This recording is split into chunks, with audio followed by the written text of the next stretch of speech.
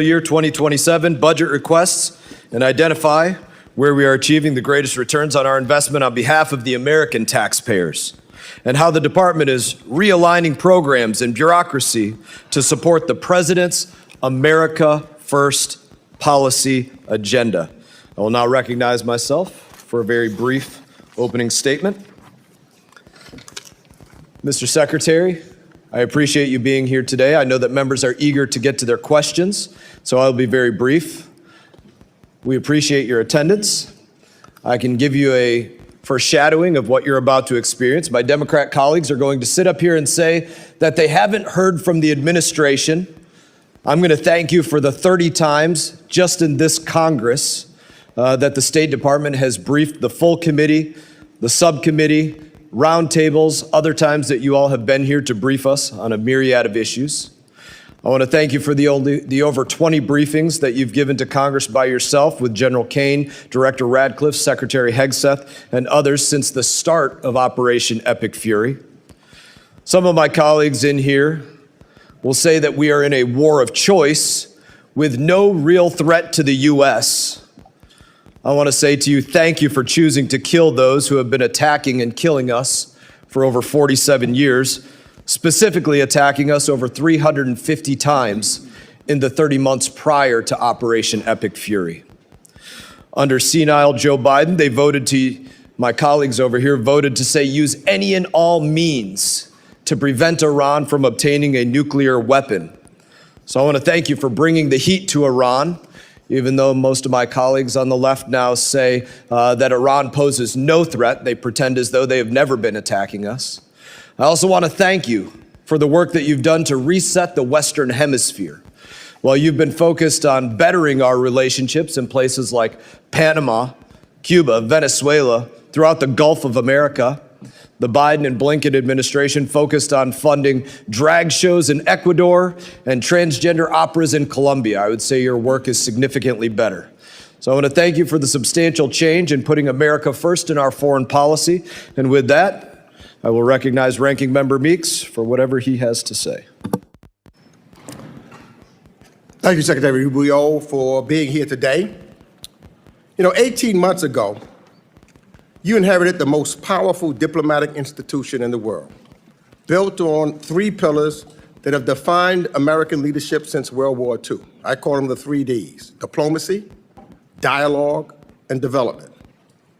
And in just 18 months, the Trump administration has taken a wrecking ball to all 3. This administration has involved and have invoked a worldview from years past that has left the United States isolated and struggling economically.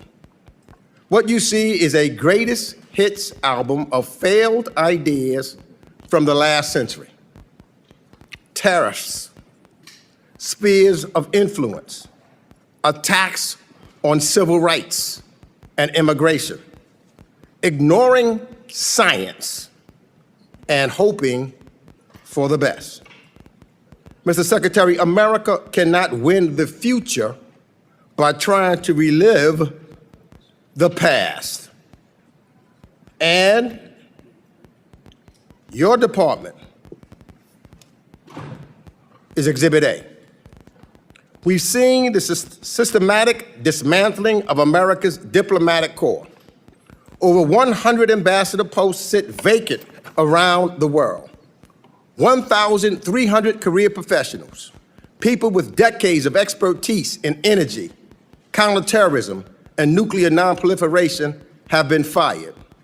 Efforts to ensure U.S. diplomats represent the diversity of America have been squandered. While China increases its diplomatic presence globally, we have cut ours to the bone. America cannot win the future by retreating and ceding the field. On trade, this administration revived Smoot-Hawley, and we all know how that ended. Trump's tariffs raised costs for American people, harmed small businesses, and alienated our allies. We cannot build a 21st century economy on 20th century failures. Mr. Secretary, After decades of forever war in the Middle East, President Trump promised the American people no new wars, only to send a new generation of troops back to the Middle East. We've traded dialogue for bombs yet again. And where does that leave us today? The Iranian regime still has its missiles, its drones, its proxies, and its nuclear material. There is an Ayatollah still in power, only he's younger, with the IRGC more entrenched and more hardline. The Strait of Hormuz is closed. It wasn't before you started this war.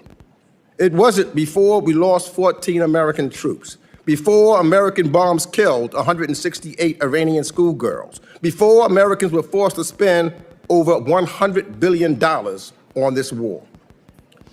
You helped spin the perfect pretext for this war and then failed to prepare American embassies and citizens when the bombs started falling. Those who have defended and enabled this war share direct responsibility for the economic pain American families are bearing as a result. Our allies knew this war was ill-advised, and that's why they are sitting on the sidelines while Gulf energy infrastructure and American bases take incoming. Trump said America first. Now America's alone. In our hemisphere, talk of reasserting dominance has meant illegally abducting foreign leaders, installing one autocrat in place of another, bombing boats without due process, and blockading civilian populations. That is not American leadership. Those are not American values. That is behavior we built the rules-based order to prevent. The Trump administration's attack on foreign aid and development efforts remain equally destructive and regressive. This administration's policies have directly contributed to famine in South Sudan and have undermined our ability to respond to the latest Ebola outbreak in real time. HIV rates are rising. Mr. Secretary, these cuts have resulted in the avoidable death of hundreds of thousands of children around the world. And we cannot protect Americans by ignoring science or forgetting what ignoring it cost us before. So, Mr. Secretary, on climate and energy, the story is the same. Ranking member's time has expired. Other members of the committee are reminding that opening statements may be submitted for the record. We're pleased to have Secretary of State Marco Rubio before us today. Your full statements will be made a part of the record. I'll ask you to keep your spoken remarks to 5 minutes in order to allow time for member questions. I now recognize Secretary Rubio for your opening statement. Thank you, Mr. Chairman. Thank you, Mr. Ranking Member, and all the members of the committee for having me. I have a written opening statement. I'll submit it. I'll try to cut the 5 minutes in half if I can. Let's just get right to the point. I think that I would characterize the last 16, 17 months at the State Department as two things: a history of tremendous successes combined with ongoing and difficult challenges. And we will always have ongoing and difficult challenges in the world. Let me walk through them one by one. India and Pakistan were on the verge of an all-out war. The State Department and I personally were involved in de-escalating that conflict and bringing it to an end, a war between two nuclear powers. Thailand and Cambodia were involved in a war. Cambodia, a country we haven't normally had close relations with in a very long time. The U.S., the President personally played a pivotal role, not once, but twice, restoring ceasefires and ending that conflict. Obviously, the war in Gaza was brought to an end. Not only that, but all the hostages that remained were released, both the bodies and those who were alive. Armenia and Azerbaijan, that conflict ended. Not only did it end, but it ended with an agreement that I signed the MOU on yesterday, creating a new prosperity route, the TRIP route, which will provide extraordinary opportunities for both countries, especially for Armenia, while respecting their sovereignty, to really benefit from that. The Shield of the Americas was stood up. That means over 14 countries in the hemisphere, 14 countries in the hemisphere have signed up to partner with us on counterterrorism, counter-narcotics, and security matters. And we believe that that number will grow over the next few months as elections change leaderships in various countries. We held a rare earths ministerial that was attended by over 30-some-odd countries from around the world, all who were signing up for an American-led effort to ensure that critical supplies of rare earth minerals around the world are available for our emerging economies and we don't remain overly dependent on China. We also announced the Pax Silica proposal, which is growing, but it's at 14 members now. These are 14 countries that are cooperating with one another to protect the supply chains critical to AI and AI development in the future.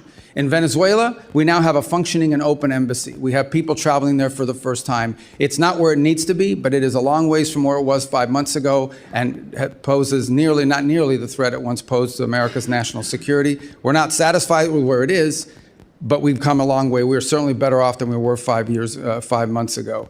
On Nigeria, where many were very concerned about violence against Christians. We are now actively in counterterrorism cooperation with the Nigerian government and Nigerian security forces, including a joint operation a couple weeks ago that took out the #2 leader of global ISIS operating from inside of the country, and that continues. The Pacific Islands, small Pacific Islands under constant pressure and threat from China, have received more attention from this administration than they've received in the last 10 years combined, and deliverables are coming along the way. The Quad, an important alliance in the Indo-Pacific between India, Japan, Australia. We've had multiple meetings of that group, including a meeting just last week in India, and a follow-up that's going to occur later this year, including a leaders meeting before the end of the year. As I speak to you now for the second consecutive day, and for the first time in many, many years, the leaders of the legitimate government of Lebanon and leaders from the government of Israel are seated at the State Department for the second day in a row, and hopefully today we'll produce a joint statement and an action plan on a track for security in that country, independent from Hezbollah, independent from nefarious influence. They had similar meetings last week at the Pentagon at the military level. We have signed 32 health compacts. 32 countries have signed health compacts with the United States, where our aid to those countries will not just be dollars distributed to an NGO who then will go into the country and impose programs. Instead, we are partnering with 32 countries, many of them in the African continent, in which we will empower their native and domestic health industries and national health systems so that they can, not only are we treating the acute situations on the ground of people that are sick, we are helping them build the capacity and the capability to do this for themselves. This is what these countries want. They do not want to be perpetual aid recipients. They want to be able to take care of their people one day, and we are helping them as part of our aid to build that infrastructure. I could go on, but let me just say another point. We are better today than we have ever been at disaster relief. Today, the United States can respond to disasters around the world on a humanitarian basis faster and more effectively than they ever have because of our reorganization. And the proof is our response in Jamaica, our response to 2 typhoons in the Pacific, our ability to quickly deploy within 24 hours and bring aid directly, coordinating with the governments to people, is better than it has ever been because we cut out bureaucracy, we cut out the middleman, and we went right to the point. We still have challenges. On Sudan, it remains a very frustrating situation. We remain deeply engaged with the Quad in these negotiations. As many of you are aware, unfortunately, Sudan has turned into a proxy war between multiple countries, and the divisions between the UAE and Saudi Arabia have truly complicated our ability to bring that to an end. What we're focused on there now is identifying 2 cities, or 4 cities, 2 on each side, that will serve as points of distribution for humanitarian aid. But the inability, the real frustrating thing about Sudan is that one side or the other will agree to something, but then they will not comply. But we remain focused on that, and we have people that work on that full time. We even had a donor conference just about a month and a half ago where hundreds of millions of dollars in pledges for not just humanitarian aid, but reconstruction. We're focused on that. It's an ongoing challenge. On DRC and Rwanda, they signed a peace agreement. Unfortunately, compliance has not been good. We've had to impose a few sanctions on the Rwandan side. We are starting to see some compliance. It's moving, not moving fast enough, but we're hoping to see compliance at some point in the middle part of next month in withdrawing the Rwandan troops from there. Of course, we still have the M23 problem that has to be addressed. So this is a host of issues we could go on. Obviously, the ongoing challenges of Iran remain, as I'm sure we'll speak about extensively in your questions today. So I apologize, that took 4 minutes and 55 seconds, but I tried to talk as fast as I could. Thank you. Thank you, Secretary Rubio. I now recognize Ranking Member Meeks for 5 minutes of questions. I'm going to ask you to ask my questions quickly because clearly the chairman wants to protect you. That's why he's cutting me off from my opening statement. But Secretary, You had 5 minutes. yeah. Secretary, you have the honor of serving both the acting National Security Advisor and Secretary of State.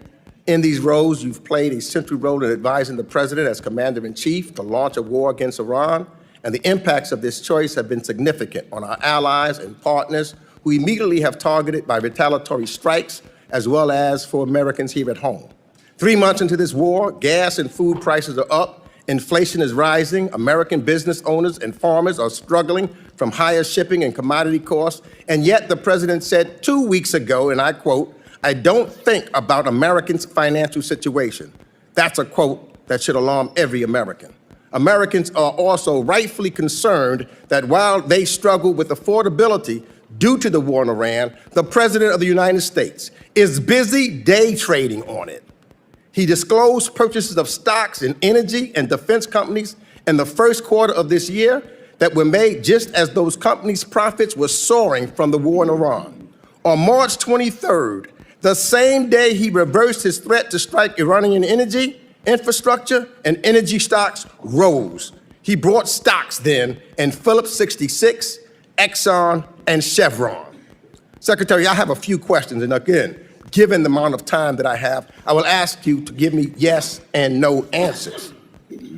Did you warn President Trump before the war in Iran began that this conflict would drive up costs on gas, food, travel, and shipment? Yeah, I'll warn you right now, I don't do yes or no answers. Yeah, So well, if you- I these are only have complex 5 questions. minutes. I know when Well, you so were do the I. senator, you know I about never this did yes or business, no answers and I to know people. you're trying to go out so that you can run out my 5 minutes. That's a simple I'm not gonna question. run out your 5 minutes. You're running out your 5 minutes. Did you- I don't do yes or no question. You want to ask me a question, I'll answer I'm your answering question. you. Answer my question. It's my time.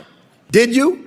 Did I what? Yes or no? Did you warn President Trump The president before was fully- the Iran war began that this conflict would drive up cost on gas, food, travel, and shipment? The president, Yes or no? The president and the full administration was aware that there would be consequences to action, but the consequences Let of me Iran move having on. a nuclear weapon were worse. Did you warn him? Did you warn him that launching a war in Iran could result in the regime placing a chokehold on the Strait of Hormuz? All the risk factors were understood, but the most important risk I factor just was want to know if Iran you did cannot your have a job. nuclear Did you weapon. warn him?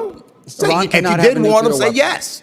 It's simple. Everyone was aware of what Iran might Did you do in warn him? retaliation. I'm asking you a second. Did you Everyone warn him? was aware. Don't of want to what answer that. Let Iran me ask would you the do. next question. But the worst part Did is that you they can't warn the have a president that launching U.S. strikes against Iran would result in retaliatory attacks on U.S. allies, partners, and Americans living or working in the Middle East? Everyone Yes or understood what no? Iran would do in response. Did you warn them? We were prepared for any response that You they warned- came out with. Okay. We knew it. Just want to make sure. But they can't have a nuclear So weapon. you're saying you warned them? Did you warn the president that the personal stock purchases and companies profiting from the war that he launched could present a conflict of interest? I'm not aware of the president's stock purchases. I don't deal with that, and I don't even know what you're saying is true. Well, we know that because it is made public what his stock purchases were. You say so. I don't read the president's All right. the So, financial disclosure, but I don't believe that to be true. Well, I think then the president should be more transparent. Secretary Rubio, because these are basic questions that I'm asking you, and to be transparent with the American people.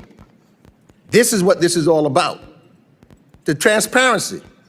So, for example, when you go and look at some of your statements that you made in regards to Cuba, I only have 58 seconds left, and I'd love to get it, but you talked about Gaza, it was controlling the military and what's taking place there, and that they had the opportunity to benefit while the Cuban people are suffering. So what we're seeing here now, the one person that's benefited from this war by his purchase of stocks, him and his friends, they have made billions of dollars while the American people are suffering. You've accused, and I agree, with reference to some folks, what they're doing in Cuba and how they're making money while people suffer. That's what's taking place in the United States of America. The Trump administration and his friends are making billions of dollars while the American people suffer. And they continue to suffer. Breaks my as heart, but gas ranking prices member's time go has up. expired. Representative McCall is recognized. Thank you, Mr. Chairman. Let me thank you for your service. Secretary, I know you're wearing a lot of hats, a lot of responsibilities. I think you're doing an outstanding job. Let me just say, since 1979, a dark veil of terror descended upon the Middle East, and we've had it ever since. And every president since that time has said that a nuclear Iran is not acceptable.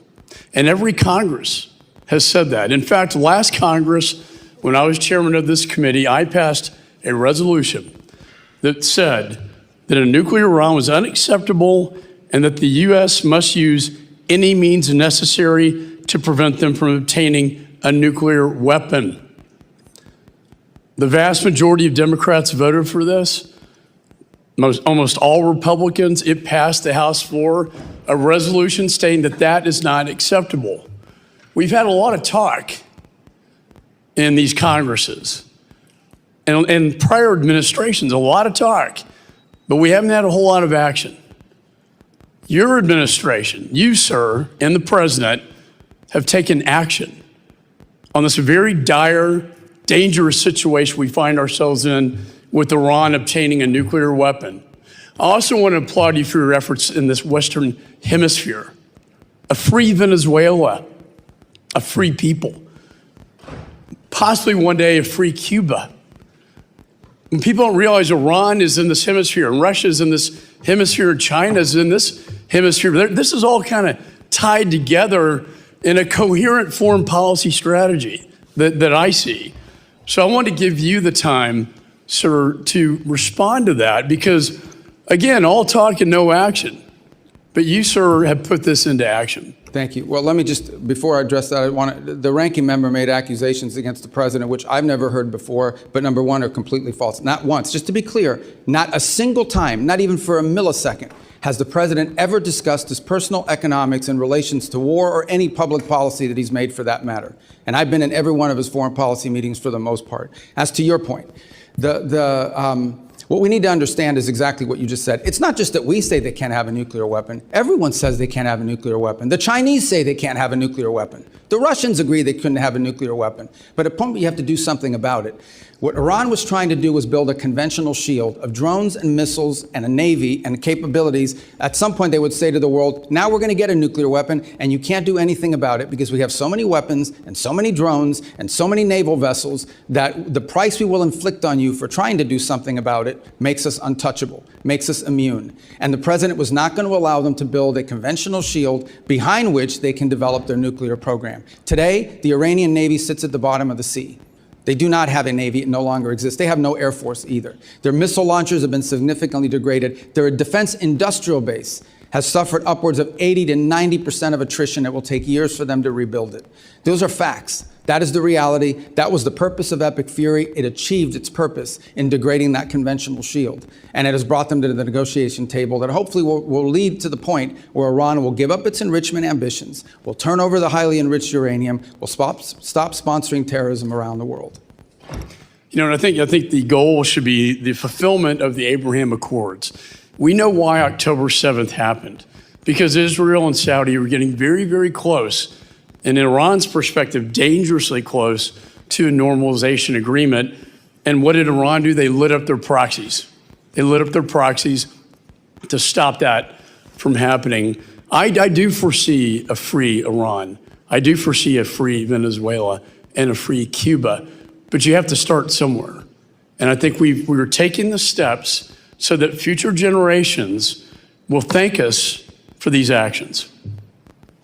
Look, and on the point of, we would love to see a change in Iran and that they be governed by people, but that was not the goal of our mission. The goal of our mission was to take away their ability to threaten the region with an overwhelming number of missiles and drones that would basically make them immune to any sort of external pressure. And then they could break out to a nuclear weapon. That was the goal. It achieved that from a military perspective. The reality of it remains that it's not just us. The entire world says they can't have a nuclear weapon, but no one wanted to do anything about it. And I can tell you this, they are not going to have a nuclear weapons program, at least as long as President Trump is in the White House. That's been made clear to everyone in the administration from the very top down. It was the motivation behind these actions, and it's the reason why we engaged the way we did. I want to thank you again in the last 10 seconds for your service. I would hope we could unify as a nation behind this. I would hope our allies would unify behind us on this, because they've all said it as we have said it in the past, and yet it was all talk and no action. Representative's time has expired. Representative Keating is recognized. Chairman, for the record, I ask unanimous consent to submit the President's financial disclosure form, which will detail those dealings that were referred to by the ranking member. Without objection. Secretary, thank you for being here. In conjunction with your job, you're also the National Security Advisor with access to the most sensitive intelligence secrets our countries and other countries have in the world. But before this, you had these two positions. You had a distinguished career as a member and a chair for 5 years of the Senate Intelligence Committee up to last year. And you and Senator Warner are some of the most respected and knowledgeable people at that time and voices in the entire intelligence community, earning the trust of Democrats and Republicans alike, Senator and House members, and other countries. So with all your Intelligence Committee experience, and now as Secretary of State and National Security Advisor, and all those years of experience, have you ever, specifically in the context of the intelligence community, heard the name Bill Pulte? In the context of intelligence? That's what I said. No. No, I have Never heard his name. Okay, thank you for answering that. Well, never even heard his name. Given all your years of experience and your position now, never heard the name. For the record, Bill Pulte is a person Donald Trump has chosen for the acting director of national intelligence with no experience in the intelligence field, whose misuse, widely reported, of confidential information led to the prosecution of the president's political enemies, is now the person in charge of the nation's most closely guarded intelligence when he couldn't even conduct himself appropriately as the federal housing finance director. Now, Secretary, have you ever heard of the name Ira Zahari? Who's that? You've never heard the name Ira Zahari? I mean, it doesn't ring a bell off the top. In the context of security? Well, let me tell you. Mr. Zahari pleaded guilty for breaking into the Capitol on January 6th through a broken window, wielding a metal rod as a weapon. And Donald Trump appointed him to a team at the Pentagon focused on irregular warfare and, of all things, counterterrorism. That's ironic, given that he participated in one of the most significant incidents of domestic terror in our country's history.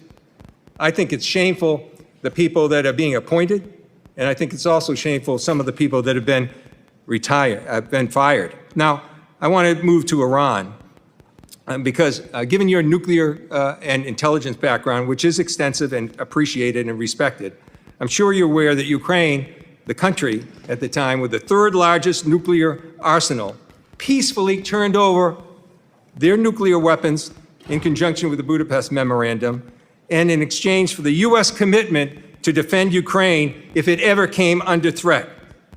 The U.S. gave their word to Ukraine they would defend them. And I found this amazing. In your opening remarks, as you took us all over the world, and you mentioned 15 different incidents where you have interceded. 15, the top 15. Not once did you mention Ukraine when you were prioritizing the achievement that's there.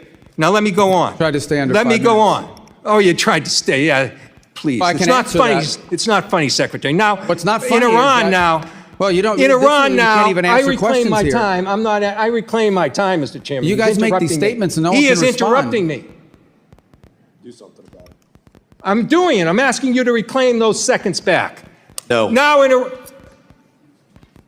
in Iran, what goes around comes around, Mr. Chairman. Now in Iran, the Trump administration issues a general license to Russia, providing billions in oil profits every month, several billion every month, fueling Putin's war machine. You didn't mention that in your opening remarks. And then this is a war of aggression of Russia attacking Ukraine, which we gave our agreement. And this is to a country that's assisting us in Iran, Ukraine, and helping a country with a war machine that are aiding Iran against us and putting our service members in jeopardy. Look, we have an opportunity as members just today to vote on the Ukraine Support Act. I hope we do it, and I am confident that we have bipartisan support. But I hope this administration will act on its own. They could do things themselves that you didn't mention, like rescind these general licenses, complete a bilateral drone agreement with Ukraine, provide direct military assistance that has access to Ukraine, implement comprehensive sanctions packages, Representative's and condemn time has expired. the aggression. Representative Thank you, Smith Mr. of New Chairman, Jersey for taking is up recognized. my time and squandering it That's not how a chairman should act. Representative Smith, you're recognized. Thank you, Mr. Chairman. Mr. Secretary, if you need a moment to respond to it. Well, I also didn't mention Cuba because I literally handwrote what I was going to say to you guys, and I told you I was going to submit the written for the record, and I think everybody understands Cuba's a priority for me. Just on the Ukraine front, I'll address it now, if it's okay with your time that I could do so. I think it's well documented that we've been very involved in trying to get the two sides to the table. We've invested a lot of time in it. Unfortunately, so to this point, neither side has been willing to make concessions, particularly on the Russian side, necessary in order to bring peace about. We remain ready to play any role we can in that context of bringing a peace about, because we think the war in Ukraine, devastating war, has no military solution. It can only be solved through a diplomatic route, and it's been unfruitful. I would characterize it as the ongoing challenges. That said, let's be clear, we are not, to be fair and to be frank, we are not impartial mediators in that war. Okay? We don't provide weapons to Russia. We only provide weapons to Ukraine. We don't impose sanctions on Ukraine. We only impose sanctions on Russia. So we have clearly taken a side. We continue to sell weapons to Ukraine, by the way, through the Pearl program, unimpeded by what's happened in the Middle East or anywhere else.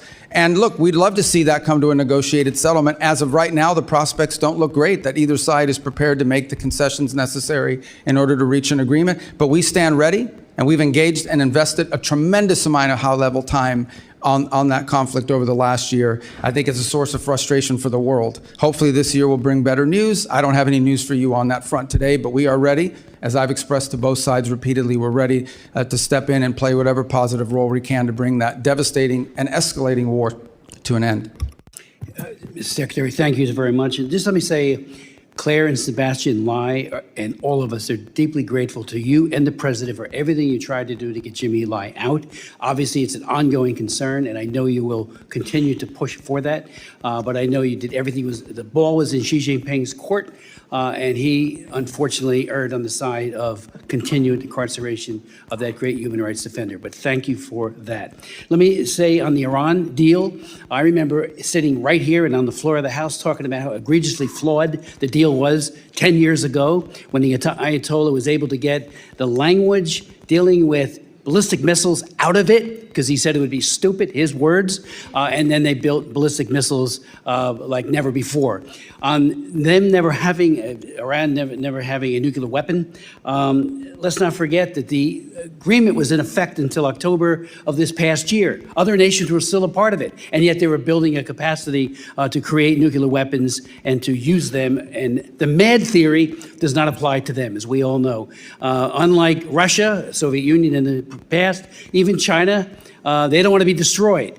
With the Iranians, there's this sense of martyrdom that I think is perverse, and so they are not guided by a mutual assured destruction theory that holds both sides in check.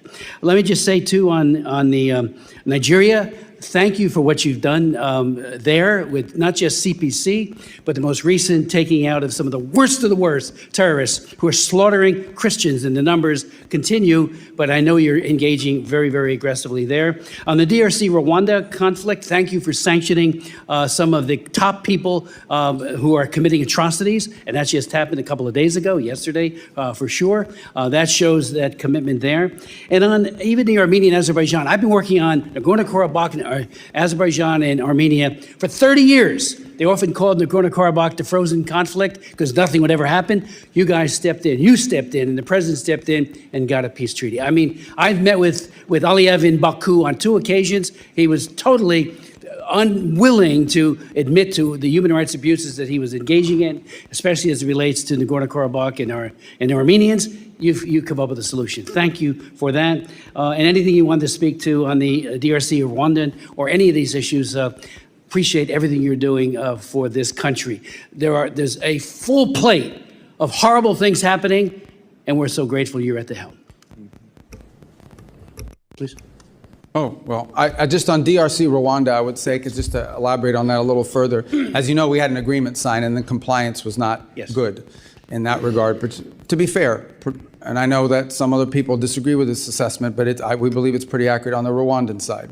And so we initiated some sanctions, targeted sanctions on Rwanda. They've come to the table. They've made some commitments.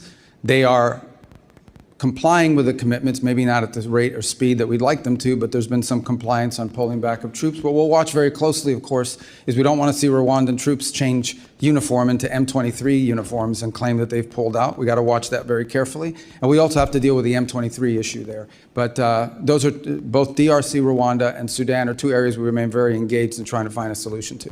Representative's time has expired. Representative Castro, you are recognized. Thank you, Mr. Chairman. Thank you, Mr. Secretary, for coming in today and for your testimony. I want to start with Iran. I'm hopeful that the President and the administration are able to reach an agreement that ends the war and also reopens the Strait of Hormuz. If there's a deal subject to congressional review under INARA, I'll approach it with a fair mind, and I hope that all of us will as well. I just ask that you keep the committee briefed on the details of that agreement, and I believe that it's in America's interest that this war end, and I sincerely mean that. We are at war alongside Israel against Iran. Iran has struck Israeli nuclear facilities at Dimona, and American service members are deployed throughout the region, as you know. Congress needs to understand the full risks of the conflict, including the nuclear risks. On May 4th, I wrote to you with 29 colleagues asking for details about these risks and Israeli nuclear weapons. On June 1st, your Bureau of Legislative Affairs responded and said, quote, "We refer you to the government of Israel for your questions about Israel's capabilities." I have to say, Mr. Secretary, that's a very bizarre response. 30 of us wrote to you and to the State Department asking our government for an answer, an assessment about a foreign nation's nuclear capabilities. In your opening statement, you referred to India and Pakistan as nuclear nations. We've also spoken in different sessions, both in closed and open sessions, you know, as a U.S. Senator, former U.S. Senator, about the nuclear capabilities of other nations, Iran, China, Russia, France, the UK, both adversaries and allies. And so I wanted to ask you the question today, will you tell us, the Congress and the American people, whether Israel, in fact, possesses nuclear weapons? You know that that's a question that they've never acknowledged to have a nuclear program. People can have, as you know, an open source and other reporting suspicions about what they possess. If we're speaking frankly, I think most of the world assesses that they do, but they've never acknowledged that publicly, and as a feature of our foreign policy for a variety of reasons, we don't discuss it in that way either. Well, I guess a few things. This is the first time, especially for an extended period, that we are at war with an ally, Israel, against Iran, and we have service members deployed. And we don't, if they in fact possess nuclear weapons, and you're right, in open source reporting that has come across, we don't know what their red lines are for using those nuclear weapons.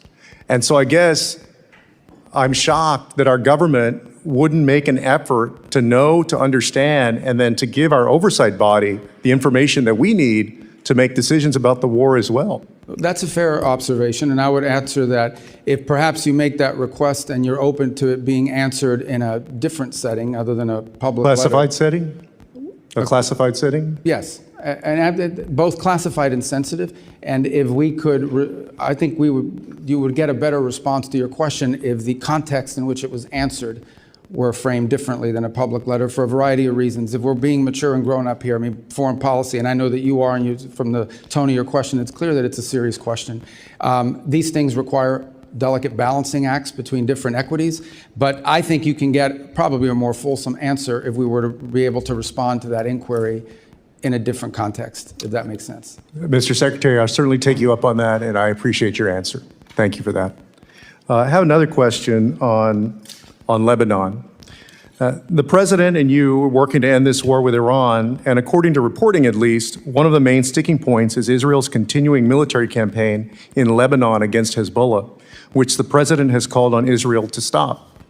The President confirmed last night, in fact, that he in fact told Israeli Prime Minister Netanyahu to stop the war in Lebanon. My worry is that Israel's insistence on continuing this war against Hezbollah will jeopardize the President's efforts and the American government's efforts to reach an agreement with Iran. And so my question is, do you agree that Israel should stop its military campaign in Lebanon and support the President's negotiations for a peace agreement with Iran? I'd love to answer that question. It's going to take more than the 42 seconds, and I know I've seen already that people get pretty pissed off here when their time gets eaten up. But if I can answer that question, maybe the next person will let me continue, because that's a really important question. So let me just start by saying this. Let me walk you through this. We had an agreement. Hezbollah reached out 2 weeks ago and basically said, about 10 days ago, and basically said, we will not launch missiles into Israeli territory if they stop attacking into Beirut. That was the agreement, I think 5 p.m. 2 Saturdays ago. At 6 p.m., they launched missiles. And then they came back and said, well, we made a mistake. We thought it started tomorrow, not Saturday. Then they went again and violated it again on Sunday. But also Israel has been bombing and launching throughout. Is that Well, correct? there's two separate things. Actually, Israel has not conducted massive operations in Beirut for some time. What you see them operating is in the south.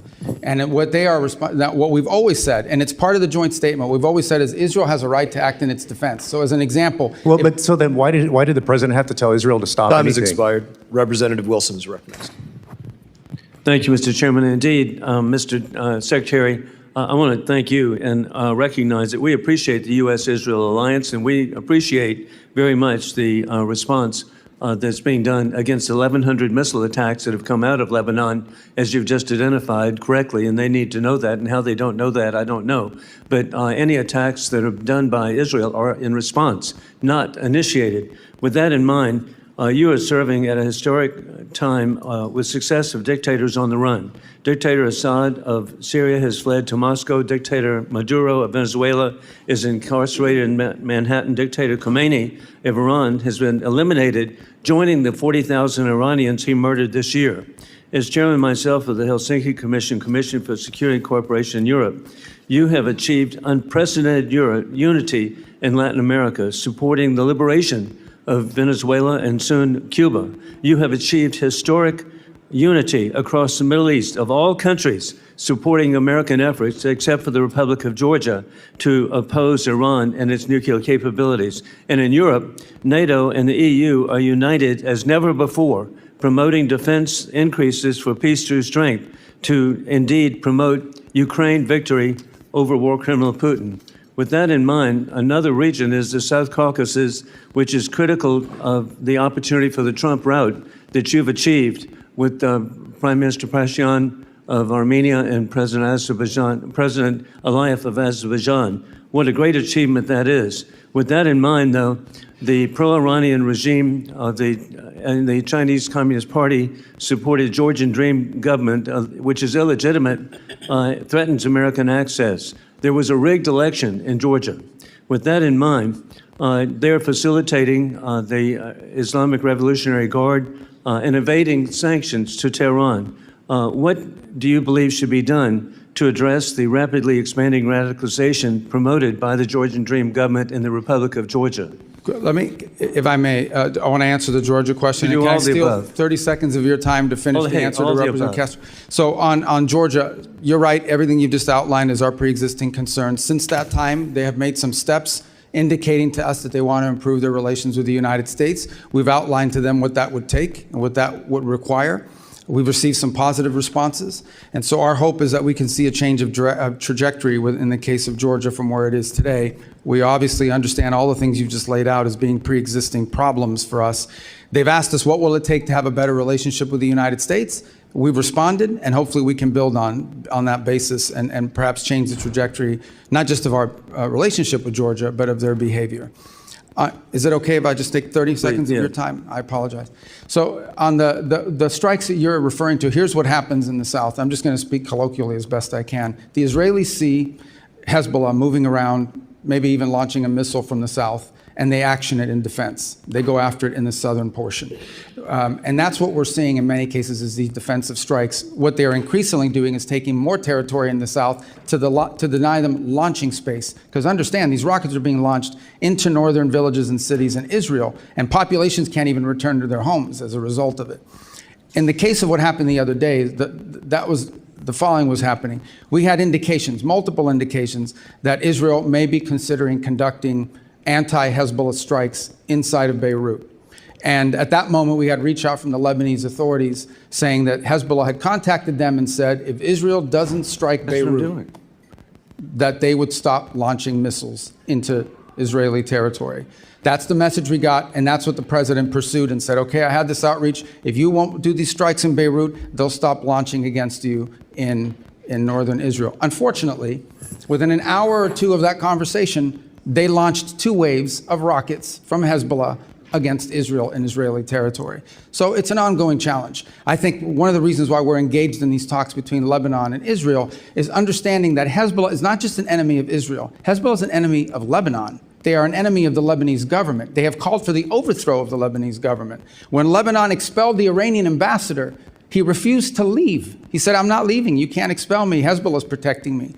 So Hezbollah is not just a challenge to Israel. It's a challenge to Lebanon, to the Lebanese state and the Lebanese people. And we are hopeful that we can create a paradigm in which Lebanon's government and Israel can work together to disarm Hezbollah and allow the people of Lebanon to reclaim its country. But it's complex. This has been going on since, since OJ had isotoners and those commercials. So. And Mr. Secretary, you're correct. I was with President Aoun in Beirut last year, and that what you're doing is should address it. I do want to point out, give Syria a chance, and that's been your success, Tom Barrack, the president, giving Syria a chance. We need to delist Syria from the state sponsor of terrorism, and I urge that to be done. Thank you for being so generous for Representative Castro's question. Representative Titus is recognized. Thank you very much. Thank you, Mr. Secretary. I just want to talk about some of the conflicting comments that we've been hearing about the status of Iran's military. The president just made some comments on Fox News where he said Iran's military, we sort of left it alone because we think that their military is somewhat moderate. We've taken different forms of leadership out, but we've actually left their military alone. People would be surprised to hear that.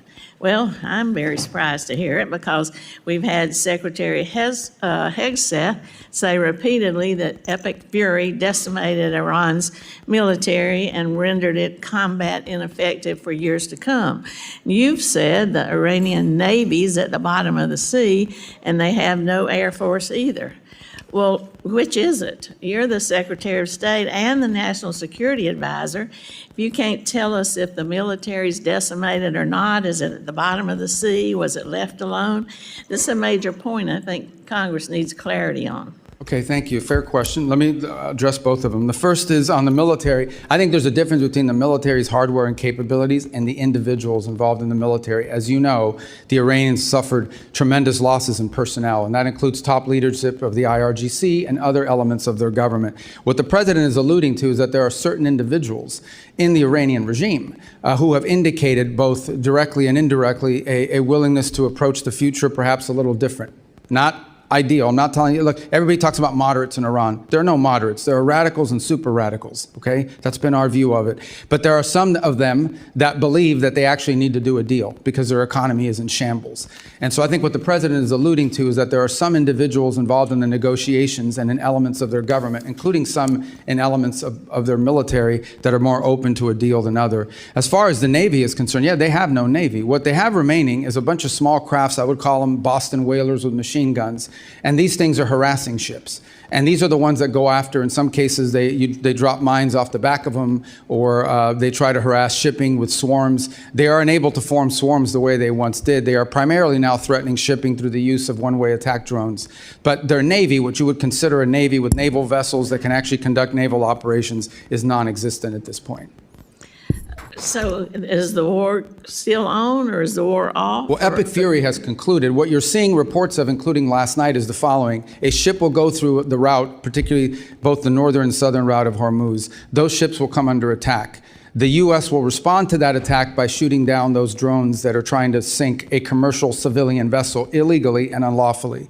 At that point, the Iranians will respond to that by targeting some facility in the region in retribution.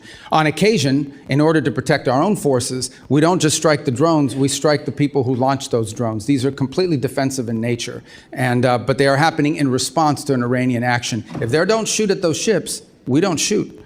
But we have to respond. You have a civilian commercial vessel transiting the straits, and they're being targeted by drones. And these drones are not like highly precise. They could hit any part of that ship, and they could create, including an ecological disaster. Well, apparently some kind of military exists that's shooting these drones off. I mean, the military obviously isn't decimated. Well, they're attack these ships with these drones. Yeah, they still retain a drone. When you say what the president was alluding to, the president's not a person who's known for illusions. He just shouts it right out, whatever he's thinking. So I don't think he was alluding to anything, as you suggest. Well, drones are, as you know, a challenge in multiple battlefields around the world. It's going to be a tremendous challenge for warfighting in the future because they're cheap. Yeah, I know what drones are. I know you know what they are, but I'm saying that they're cheap and they're easy. Yes, I know, and we're using things that are very expensive to shoot them down. And that needs to change. That said, yes, they still have the capability to, they can't launch as many as they used to, and they can't launch them in the swarms they used to launch them in,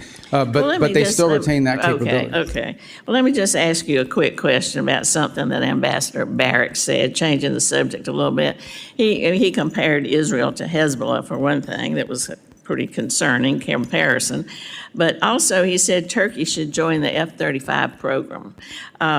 These comments are inconsistent with law and longstanding policy, and I'm just wondering what your position is as Secretary of State. Can Turkey get F-15s and F-35s, or not?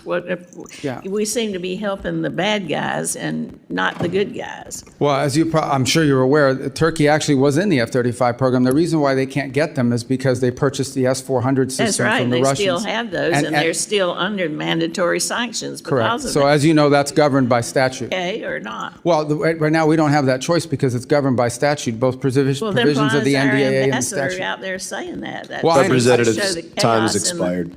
Representative Perry is recognized. Thank you, Mr. Secretary. I would give you an opportunity to answer the ranking member, even though he didn't pose it as a question. But I, as an individual like many on the dais who have served in uniform, thank you for your actions regarding Iran and this administration's action. But if you want to answer it yes or no, you're welcome to. Who started the war between Iran and America 47 years ago? Yeah, these yes or no things I don't like, but I could just tell you Iran has been at war against the United States since the minute the Islamic regime took over. Yeah, and I feel the same way. And again, thank you on behalf and to honor the thousands and 10,000s of Americans who have been murdered or maimed by Iran. Thank you for honoring them. Just moving on to questions, did Pakistan's foreign minister personally deliver a message to you that Iran is prepared to demonstrate a nuclear weapon should the current escalation continue? That's been reported, and I just want to see if I can ferret that out. I've not seen that reporting, and I'm not aware of any such message. Okay, and if there were such a message, would that change anything in America's posture, or not only the message, but the action? Would that change anything regarding our goals regarding Iran? The hypothetical question is, if Iran threatened that they're going to test a nuclear device if talks fail, I think it would confirm everything we believe about them anyways. And I think the president then would have to pursue or at least have to consider various other options that are available to him in that context. But again, I've not heard that message relayed. I don't know the reporting you're referring to. You're talking about a press report? Yeah, I am talking about a press report. I would be surprised if that message had been relayed. I would be aware of it if it was. I would think so. That's why I'm asking, so that's enough on that. I know that the president, look, he's an America First guy. He's concerned about every single American citizen, regardless of their party affiliation or their ideology and affordability. The president is concerned about those things. And I shudder to think what Iran would do if they could, armed with nuclear capability and ballistic missile capability, coupled with that, seeing what they're doing right now, extorting the world economy without those things. So with that in mind, it's been reported that the UAE is building a pipeline to the Gulf of Oman, which would bypass the Strait of Hormuz, essentially doubling their capacity, which would, of course, lower the price and the risk of global fuel transport or oil transport. Do you understand or do you recognize and know what the timeline for a proposed timeline for completion of that pipeline is? Yeah, I'm aware of those efforts. They actually pre-exist the conflict in terms of a desire to do so. These things, I can't tell you specifically. I'm not a pipeline building expert, Right. but I can tell you it certainly is going to take more than a week or a year. I mean, these are complex. I think the broader point, which your question touches on, is I do think you're going to see a reshifting of where the world gets its energy from in the aftermath of this conflict. You're already beginning to see some of it now. I think you're going to see the United States be a bigger energy provider to the Indo-Pacific. We have the capability to do so. But it's going to take some time to build that capability. So I think you're going to see more of that. And I think you're going to see the establishment of more of these alternative routes as a result of this. Remember, only about 20% of global oil goes through the Straits of Hormuz, but it is about 80 to 85% of the oil that goes to the Indo-Pacific. So in those particular countries, I think you're going to most definitely see them buying more from other places, including the United States. And that's going to lower the cost for everybody, which is great. Secretary, just moving on, you're of Cuban descent, of Colombian descent. Can you describe, and Cuba has been a sore... Are you really Colombian? I didn't know that. Yes, oh, wow. Indeed. But Cuba has been sowing the seeds of discord in our hemisphere, inviting China, Russia, North Korea, all manner of communist, oligarch, bad actors into the hemisphere. If you can describe, generally speaking, what the policy where we're headed with Cuba as the United States of America, where are we headed, and what do you envision being success, and how do we measure that? In 56 seconds, I will tell you what we want for the people of Cuba is to be able to live in a normal country. You're here. I want them to live in a country that looks like the Dominican Republic, like Jamaica, like the Bahamas, like any of these other places where people can own their own business, people can vote for their own leaders. By the way, that's not my desire. That's the policy of the United States. That's enshrined in statute. Here's the problem. And we're willing to do this through a diplomatic means. The problem we have is that country's not controlled by a government. That country is controlled by a military conglomerate that basically controls 70% of the nation's GDP, and none of the profits of that conglomerate goes into the public treasury. None of that money goes to build bridges and roads or to reinvest into their energy infrastructure. All of it goes to build more hotels for tourists that aren't coming and to line the pockets of the people that are involved. So that has to change. My question, I think we all can envision what we want Cuba to look like, and it doesn't have to happen from overnight. Okay, we understand they're not going to go from being what they are now to turning into Belgium or Switzerland in one day to the next. It takes time in these processes.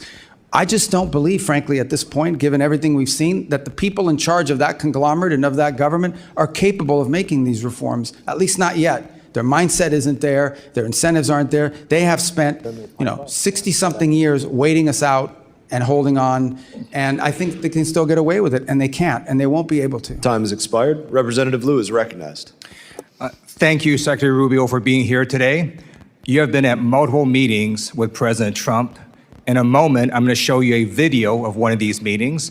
It is from last December. It's a cabinet meeting. I'm going to ask you to focus on President Trump, and you will see that he is sleeping while you are talking. Oh, my God. Please show the video. Products they make and what American farmers grow and produce has a fair shot to be sold around the world. On issue after issue, that's been the case. You talk about foreign aid reforms. This is not our money. This is taxpayer money. Secretary Rubio, have you been at more than one meeting where President Trump has fallen asleep? That's false. That's false. I've never seen him fall asleep. On the contrary, the guy doesn't sleep, which is a big problem because he calls me at 2 in the morning, he calls me at 5 in the morning, and I like to sleep a little bit, maybe not 12 hours, but at least 6. So he works. The other day he was at the Oval Office until 12:30 p.m. 12:30 a.m. I don't know what you're talking about. Secretary Rubio, I'm going to show you in a moment a video that shows you just lied to Congress. Oh, okay. So this is a video of a cabinet meeting literally from last month where Donald Trump is sleeping while you are talking. Please show this video. Coalition of countries to line up behind the peace deal, behind the border peace, and it's still every day is a challenge, but it's been driven personally by the president. It's the reason why we're involved in this whole Ukraine-Russia conflict. That's not our war. It's not the president's war. This war started, it never would have happened if you'd been president. But this war is going on, and the president is trying to end it. You are literally talking about issues of war and peace, and Donald Trump is sleeping right next to you. No, he's not. If Donald Trump cannot stay awake at these important meetings where the cameras are rolling, imagine what he's like when the cameras are not there. So I'm going to ask you, have you been at classified meetings where Donald Trump has fallen asleep or had trouble staying awake? I've never been at any meeting where, and the things you're showing me now, he was not falling asleep. And I think so it's you're lying that I'm again. The Foreign Affairs You're lying Committee of the United States House of Representatives to asking Congress questions about sleep. You're lying to Congress, Secretary Rubio. So I'm going to show you another video in a moment. The president's inability to stay awake on the job has caused other countries to perceive him differently. They mock him. They see he is weak and he is feeble. This is a video of a French news channel talking about Donald Trump falling asleep at a Memorial Day ceremony. Please show this video.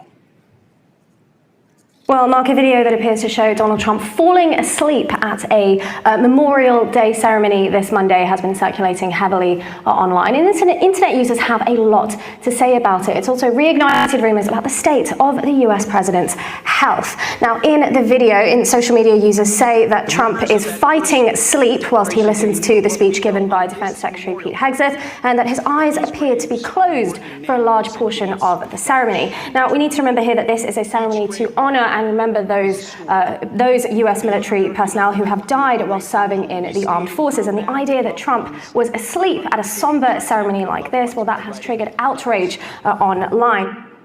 Donald Trump's inability to stay awake on the job shows that there's something very wrong with his health or cognitive abilities. And in fact, on a number of occasions, Donald Trump will contradict himself in literally the same meeting or interview. In this video I'm about to show, it shows that Donald Trump says the Iranian military is both destroyed and not destroyed at the same time, something that Dina Titus alluded to. Please show this video. Of leadership, we've actually left their military alone. People would be surprised to hear that, because mistakes have been made in wars where you wipe out everybody and then you have a country that's, for 40 years can never rebuild. You look at what happened with Iraq. We did so. Iran is in a very bad position. They have no military. All they have is good talk, and they have a fake press. So, Secretary Rubio, instead of holding North Korean-style cabinet meetings where everyone goes around the room kissing Donald Trump's ass, I'm going to ask you to come clean with the American people and the White House as well. There's something wrong with Donald Trump's health or cognitive abilities. There's a reason he keeps going to the hospital and they keep giving him cognitive tests. We have not seen the president in 8 days. The American people deserve the truth. I yield back. I don't even know how to respond to that, other than to tell you that it's absurd and ridiculous. And I can't believe we're in a Foreign Affairs Committee meeting in front of the House, an important time in American foreign policy. Just keep lying, Secretary Rubio. Just keep lying. Supposedly someone who thinks he's a medical expert when he's not. The truth of the matter is we had a cognitively impaired president in office a few years ago. That's a cognitively impaired president, but I don't like to talk about that because it weakens America. This president we have, this is a guy that literally doesn't sleep. He works day and night, long hours, every single day. I don't know if you haven't seen him in 8 days. I saw him yesterday. I didn't see him yesterday because I was in Congress the day before. I talked to him at all hours of the day and night. He works inhumane hours. Okay, I've been on foreign trips with the president that he doesn't sleep in the whole flight. And everyone else is sleeping on the plane, and he's, wandering the hallways looking for someone to wake up and talk to that people are. So I don't know what you're referring to, but he has an incredible amount of energy. I'm just telling you, you may not like his policies. You may not like his policies, you may not like the decisions he's made, but I assure you, this is not a president that sleeps or is cognitively impaired in any way, shape, or form, and in fact is incredibly active, much more so in many cases than much younger people that are around him. Those are facts. I see it every day. You're not going to agree because you have another narrative that you want to push, but those are the facts. I just showed you 3 videos of him sleeping. Representative Issa is recognized. Thanks for waking me up, Mr. Chairman. Mr. Secretary, if you'd gone to sleep during those videos, I would not have blamed you. I, too, have received those calls at all hours of the day and night.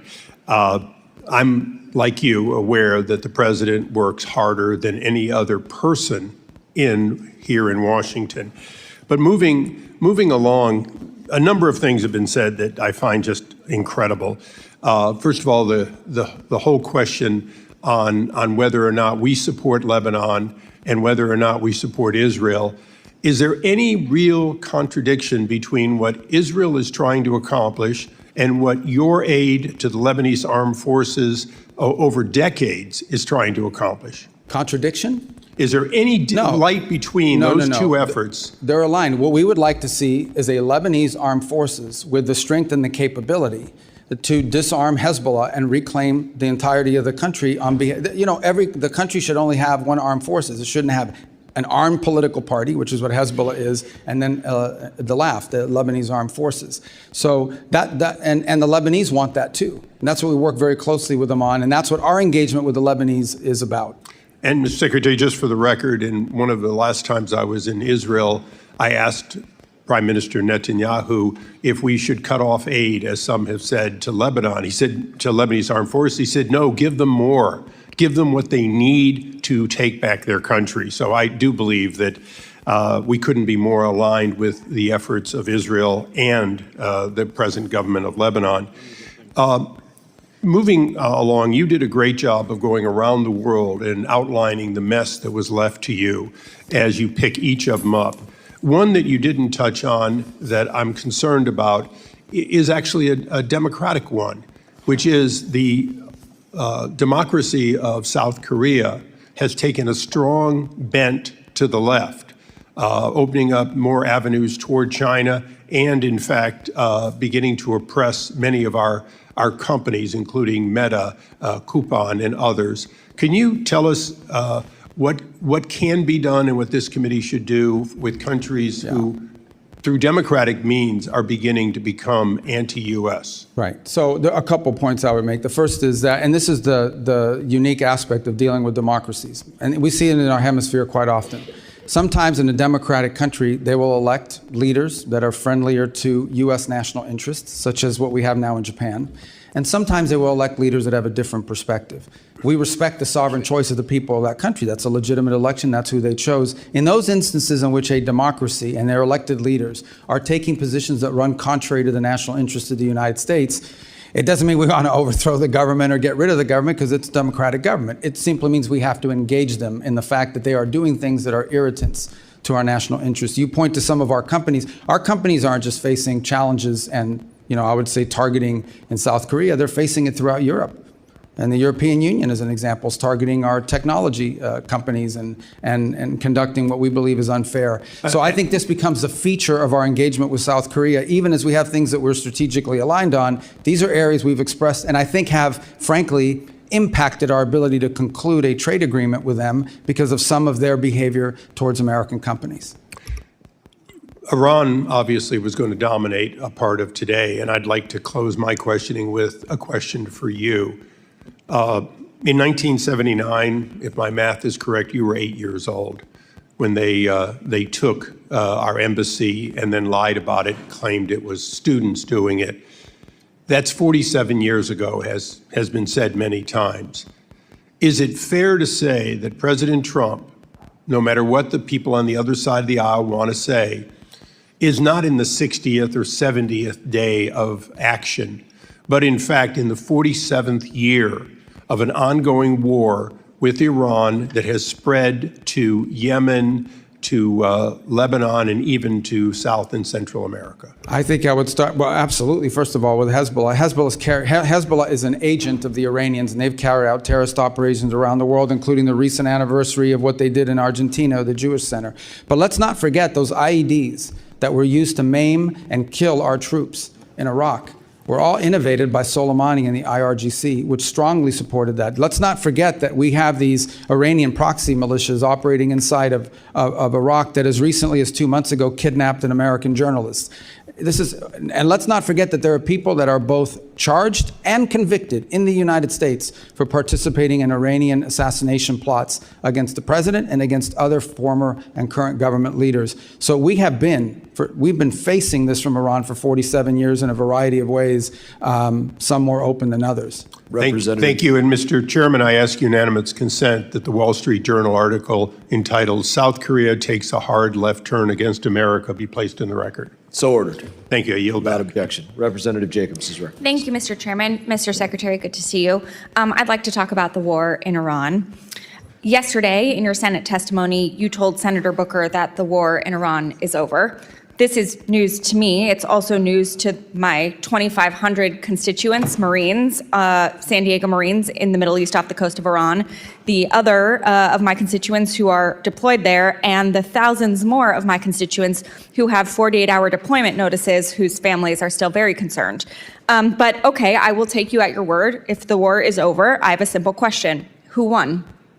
First of all, Epic Fury is over, which is what you would consider the war. That operation is So you agree concluded. it's a war, then? No, those are hostilities. They called it a war. I'm Okay. just responding to the Senator Mr. Booker's Secretary, question. you can change the name of the operation. It doesn't change the fact that the strait is still closed and my service but members that's and not- all of our service members are still in No, but harm's that's way. not The what you war asked me. is not over. But I'm agreeing with you. Okay, fine. We're taking you at your word. The war is over. Who won? Well, first of all, you're not taking me at my word. It's a fact. We're no longer conducting sustained strikes inside of Iran to degrade their military because epic fury is over. The second point is on the question of who won, I can tell you this. We defined victory as destroying their defense industrial base, significantly reducing the number of missile launchers that they possess, significantly reducing their stockpile of drones. And we achieved all of those in addition to destroying what they had left of an air force and wiping out their entire conventional navy. Those are all gone. So I consider that victory, and we did too, and that was the purpose of Epic Fury. Okay, well, good. Based on the metrics that you just said, okay, there's actually, our intelligence community has said that Iran is reconstituting its military industrial base faster than we had predicted. And analysts assess it still holds roughly 70% of its missile stockpile and 70% of its mobile launchers. The Strait of Hormuz was open before the war. It is now closed. We have lost 14 brave American service members. Over 400 are injured. And the Iranian regime remains largely intact, but now with a more hardline leader who has more incentive to try and get a nuclear weapon. So I guess I have to ask you again, Mr. Secretary, does this actually look like winning or losing to you? Well, first of all, I don't know what intelligence assessments you're referring to. We wouldn't discuss intelligence assessments if they were real. These have been publicly reported. Well, if they're publicly reported, someone committed a crime, and by the way, is also lying.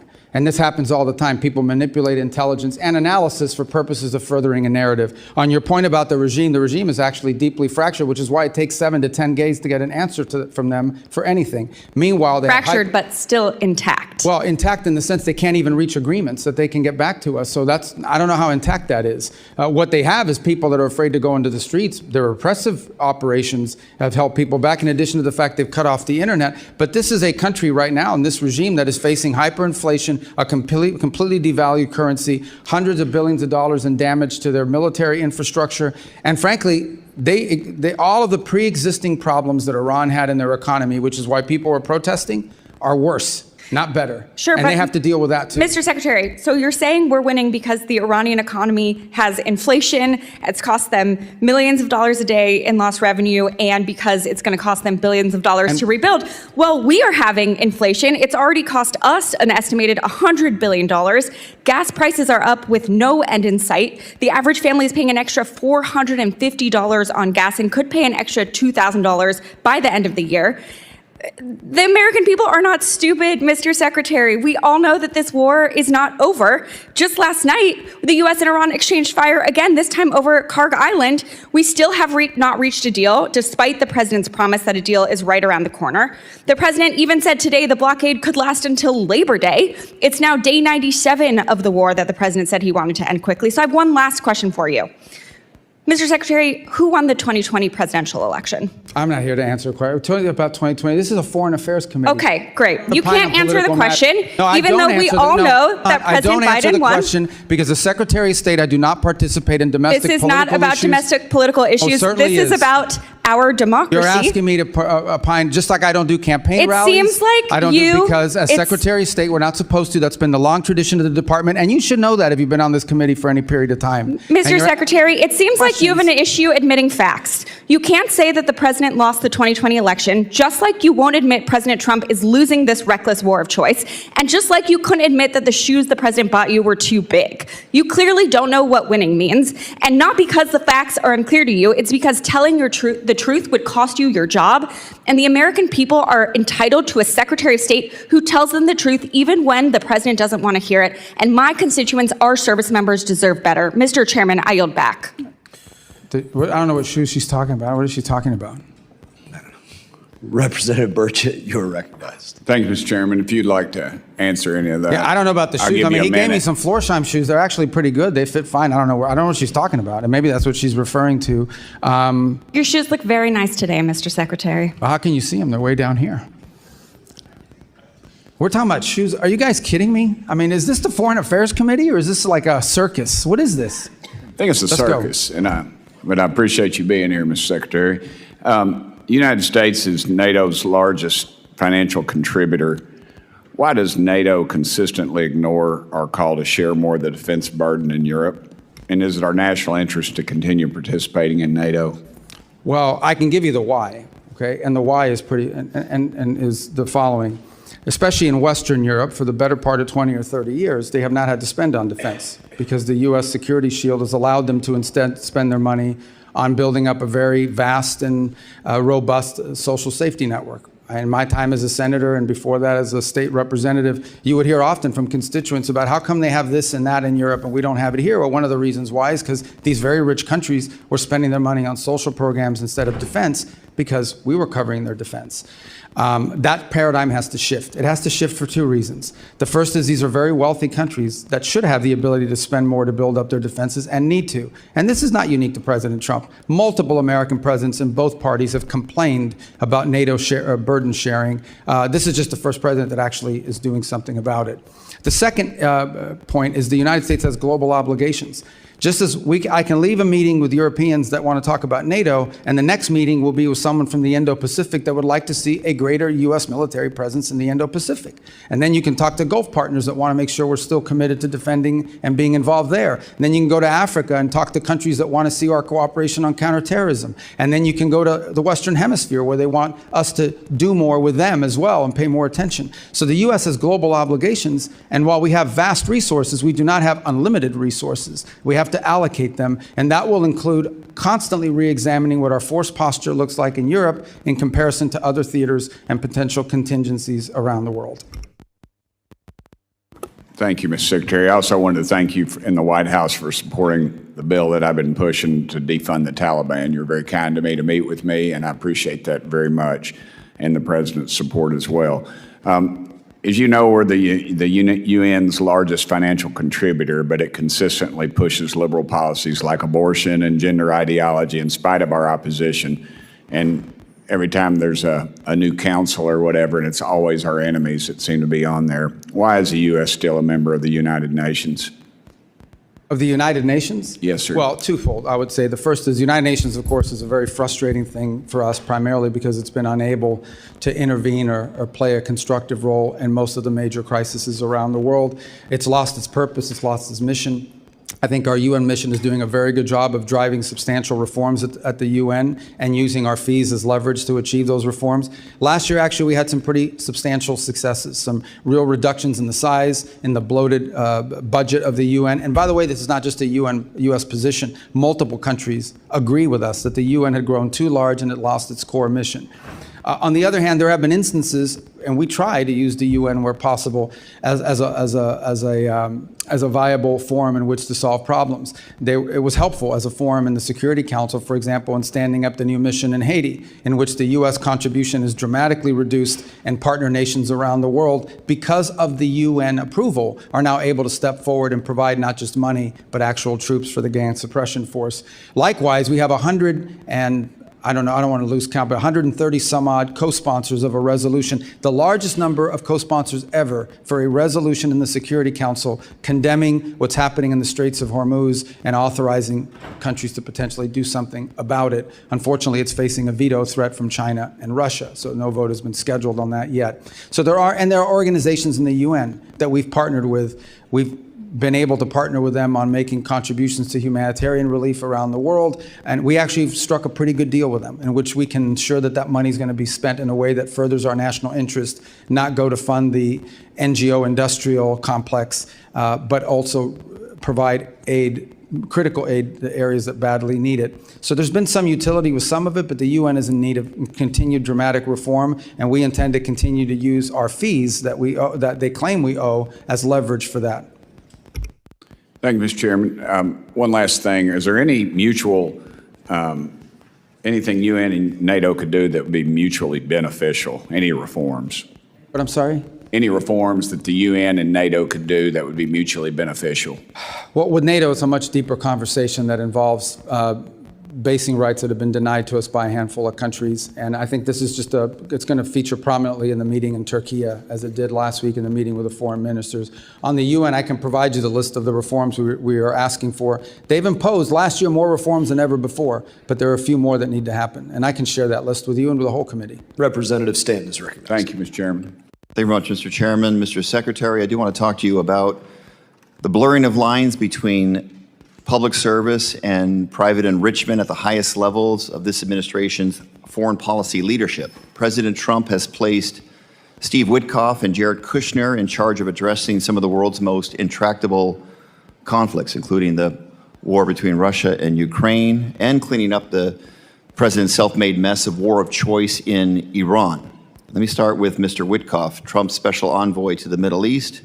He co-founded the cryptocurrency venture firm World Liberty Financial alongside President Trump and President Trump's children. Days before President Trump's inauguration, a firm controlled by a member of the royal family of the United Arab Emirates, Sheikh Ted bought a 49% stake in the company. That was a $500 million investment. 31 million of that went straight to the Witkoff family. Witkoff was still a financial stakeholder in World Liberty as he was simultaneously leading high-level U.S. government negotiations in his role as special envoy. One of those negotiations was over the export of America's most advanced AI chips to the UAE, negotiations personally attended by Sheikh Ted Lieu. In the spring, another company chaired by Sheikh Ted Lieu, MGX, deposited $2 billion in World Liberty Financial's stablecoin, the single largest investment in the crypto company ever.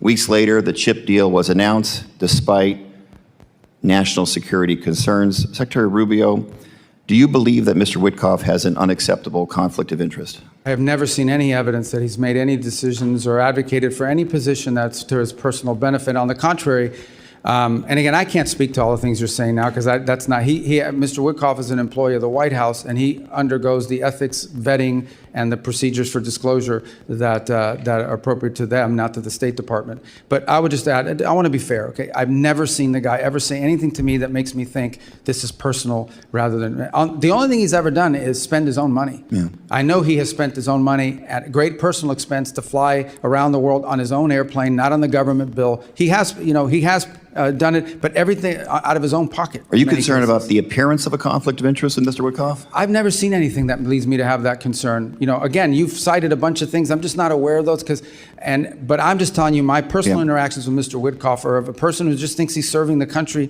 and is happy to do so, not out of any personal gain, but because he wants to serve the country. As Secretary of State who's in charge of the foreign affairs of the United States, have you spoken to President Trump about any concerns about conflict of interest with Mr. Witkoff? I haven't had to. I've not seen any. Let's talk about Jared Kushner. His private equity firm, Affinity Partners, has raised more than $6 billion since it was founded in 2021, including $1.2 billion just over the last year. Mr. Secretary, are you aware of how much of that $6 billion has been raised from foreign nationals? I don't know anything about it. And the answer is 99%. These include sovereign wealth funds operated by Saudi Arabia, UAE, and Qatar. The Saudi Sovereign Wealth Fund is the largest investor in Affinity Partners. In fact, Crown Prince Mohammed bin Salman personally recommended that Saudi Arabia invest in Affinity Partners. The Crown Prince has also personally urged President Trump in multiple phone calls to continue the ongoing war of choice in Iran. Let's put it another way. The man who bankrolled Kushner's business venture is the same man who is lobbying for the war Kushner is tasked with ending. Mr. Secretary, same question. Are you concerned about any conflict of interest by Jared Kushner, the president's son-in-law? Again, in Jared's case, Jared is a private citizen who's been advising and participating in this voluntarily. He's not compensated for it or in any way. But I've never seen from either Steve or Jared on the contrary, all I've ever seen them do is put tremendous amount of time and energy into trying to solve problems, like the amount of time they put into Gaza and the Board of Peace and all of that process. I think, I believe they've done it out of the kindness and goodness of their heart. They think they're serving the country. The goodness of their heart. Mr. Secretary, what Jared Kushner said on 60 Minutes on this very issue, when asked about it, he says, what people call conflict of interest, Steve and I call experience and trusted relationships that they have throughout the world. Reclaiming my time, let's recap. The two men tasked with resolving this country's most sensitive national security issues, including meeting with Iranian negotiators, are profiting off the same countries that they are engaging with. One thing we know for sure, while the Ukraine peace talks are going nowhere and the war of Iran has no end in sight, Witkoff and Kushner are making out like bandits. Meanwhile, a gallon of gas is still hovering about $4.67 in Phoenix, Arizona, that I represent, up nearly 40% from just 18 months ago. The American people are paying more for gas, for groceries, for everything. They're footing the bill while representatives of our government are cashing in. I yield back. Representative Jackson is recognized. Thank you, Mr. Chairman. And thank you, Secretary Rubio, for being here today. Thank you for your work to execute an America First foreign policy that is making America safer, stronger, and more prosperous. From confronting the corruption of the Maduro regime to negotiations with Iran to stabilize the Middle East, you have played a crucial part in spearheading the administration's Peace Through Strength initiative. Secretary Rubio, I want to reiterate what you wrote in your opening statement, that American leadership should always be on behalf of American interest. Thanks to President Trump's historic foreign policy initiatives, the USA has no longer sit idly by as other nations take advantage of American funds and military support. My question: global commerce and diplomacy rely on coordinated strategies with allies to combat illicit trade and support U.S. exporters. To support the Trump administration's efforts to enhance U.S. national security while advancing strategic American investments, I recently introduced the Strategic Export Controls and Border Security Enhancement Act. This bill would codify the State Department's Office of Export Controls and Border Security to strengthen the operational capabilities of allied countries to better protect U.S. critical technologies from diversion and misuse by our foreign adversaries. Secretary Rubio, how is this office being utilized to prevent the illicit trafficking of sensitive and dual-use technologies, and how do you see this office being used to advance America First diplomacy moving forward? Yeah, I think at the core of what you're trying to get to with your bill, and we're trying to get through with our sources, with our resources, is as follows, and that is that you will say you can't sell a certain product, or a certain product can't be exported because it provides it would be the detriment of the national interest of the United States. But it's prohibited for one country, but it's not prohibited for some other country. They will then set up a company in a third country and use that to evade the sanctions. In essence, you will find a company, let's say it was a sanction against a transfer of technology to a Chinese company that's linked to their military. But they will then figure out a way to set up a company in a third country, in a country that's not barred for export. And they will use that vehicle and that route in order to be able to export a valuable technology. And so what we're trying to get at through our efforts is identifying those countries where that is happening and those companies that are being used for that purpose. And I think your bill, though I haven't read it, sounds like what it would do is it would codify this effort so that it exists beyond this administration. Well, thank you. I appreciate that, and I'm anxious to partner with you from a legislative standpoint on that. So if there's anything in the bill when you do see it that you would recommend, please let me know. Under this administration, the Foreign Service has refocused its diplomatic corps on merit and performance. The State Department has eliminated internal DEIA programs, slashed woke investments, and neutered NGOs that were working against U.S. national interest. We finally have got away from trying to force other governments to adopt the crazy woke social agenda of the failed Biden administration, the same agenda still being promoted by many of the progressive Democrats on this committee, unfortunately. And we are now ushering in a new era of American efficiency and strategic diplomacy. Mr. Secretary, how can this committee continue to provide the State Department with the tools in the upcoming Foreign Service Act reauthorization to advance President Trump's American First agenda and continue this progress? I mean, I think codifying these policies are important so that they exist for the long term. And I want to just say one thing when it comes to the issues that people use the term diversity. The Foreign Service will always be diverse in comparison to maybe some other agencies, simply because foreign service and international diplomacy often attract people that are first generation or maybe even immigrants themselves. They have language skills, they have cultural skills or what have you that sort of attract them to diplomacy to begin with. I think you see it reflected in ambassadorial posts around the world as well, the ones the president has nominated and so forth. I would also add something that's very unique to the State Department, which other agencies don't have. The majority of our employees, over 47,000 of our total employees, about 70,000, 47,000, are locally employed. These are nationals of other countries that work for us, and they're a key part of our missions. We couldn't carry out our mission function in many of these countries without these locally employed individuals that are not even American citizens, but they're valuable resources. They've been there for 15 or 20 years, so in and of itself, I would say the State Department, but ultimately, we want to hire the best people for the job. And that's what we should always want. We want to hire the best people for the job, the ones who are most capable of doing the job. And I think we can do that and still have a very diverse workforce, but not because of the diversity, but because of their skill, their merit, and their abilities. Thank you. I appreciate that. Mr. Chairman, I yield back. Representative Jackson is recognized. Thank you very much. Thank you, Secretary Rubio.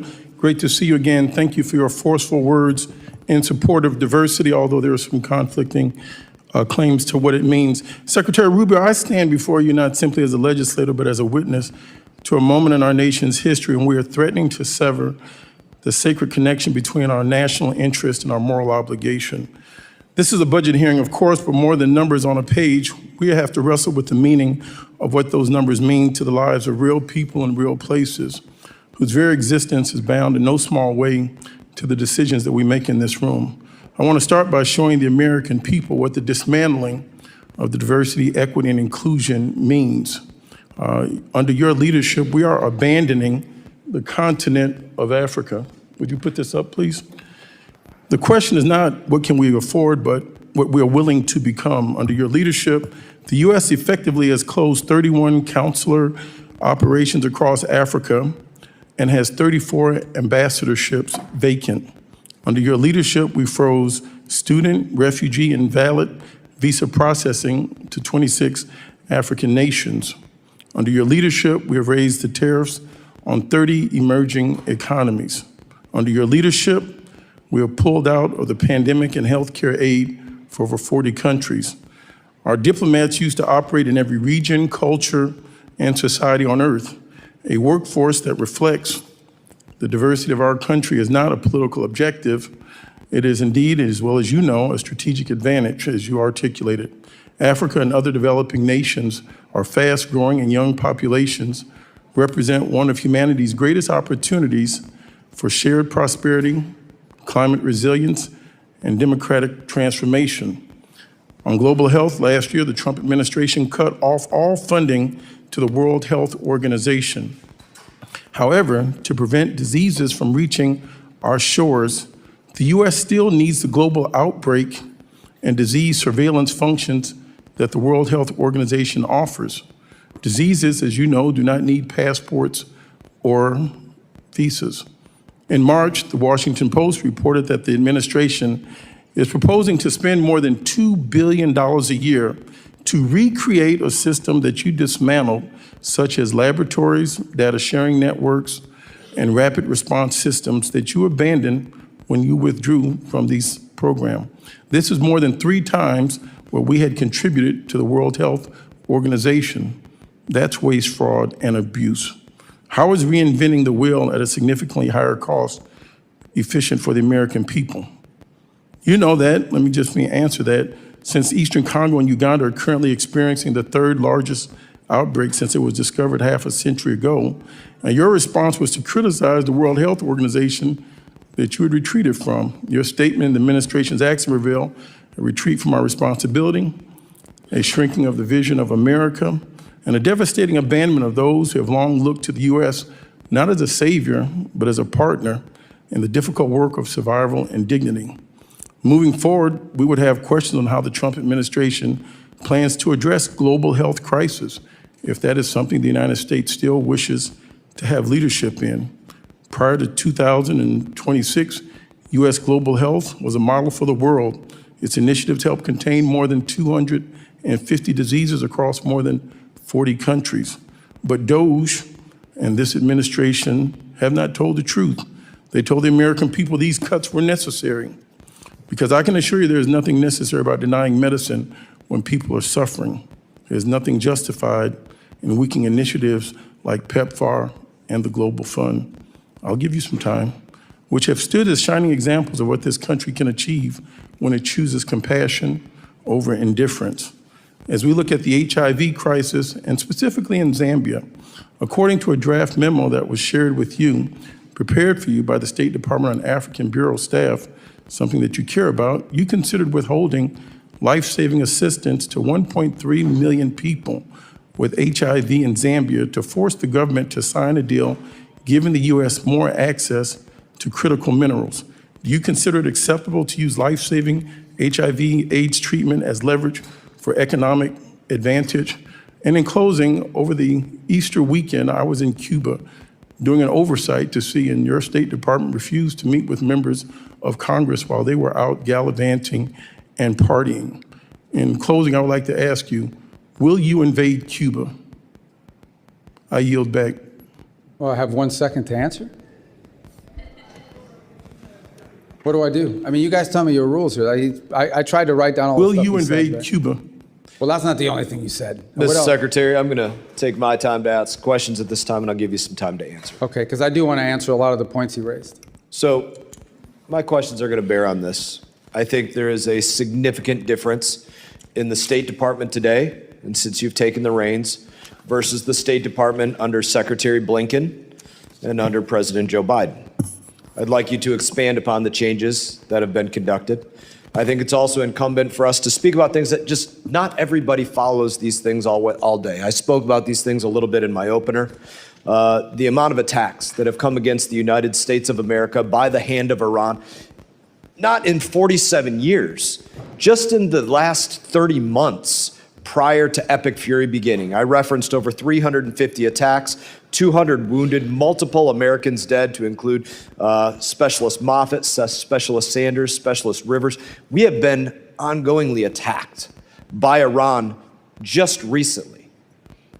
And the United States has largely done nothing about it. I think one of the things that's changed about us is that we are not going to be an America that gets attacked and pretends it never happened, ignores it, does nothing. That was a way of the past.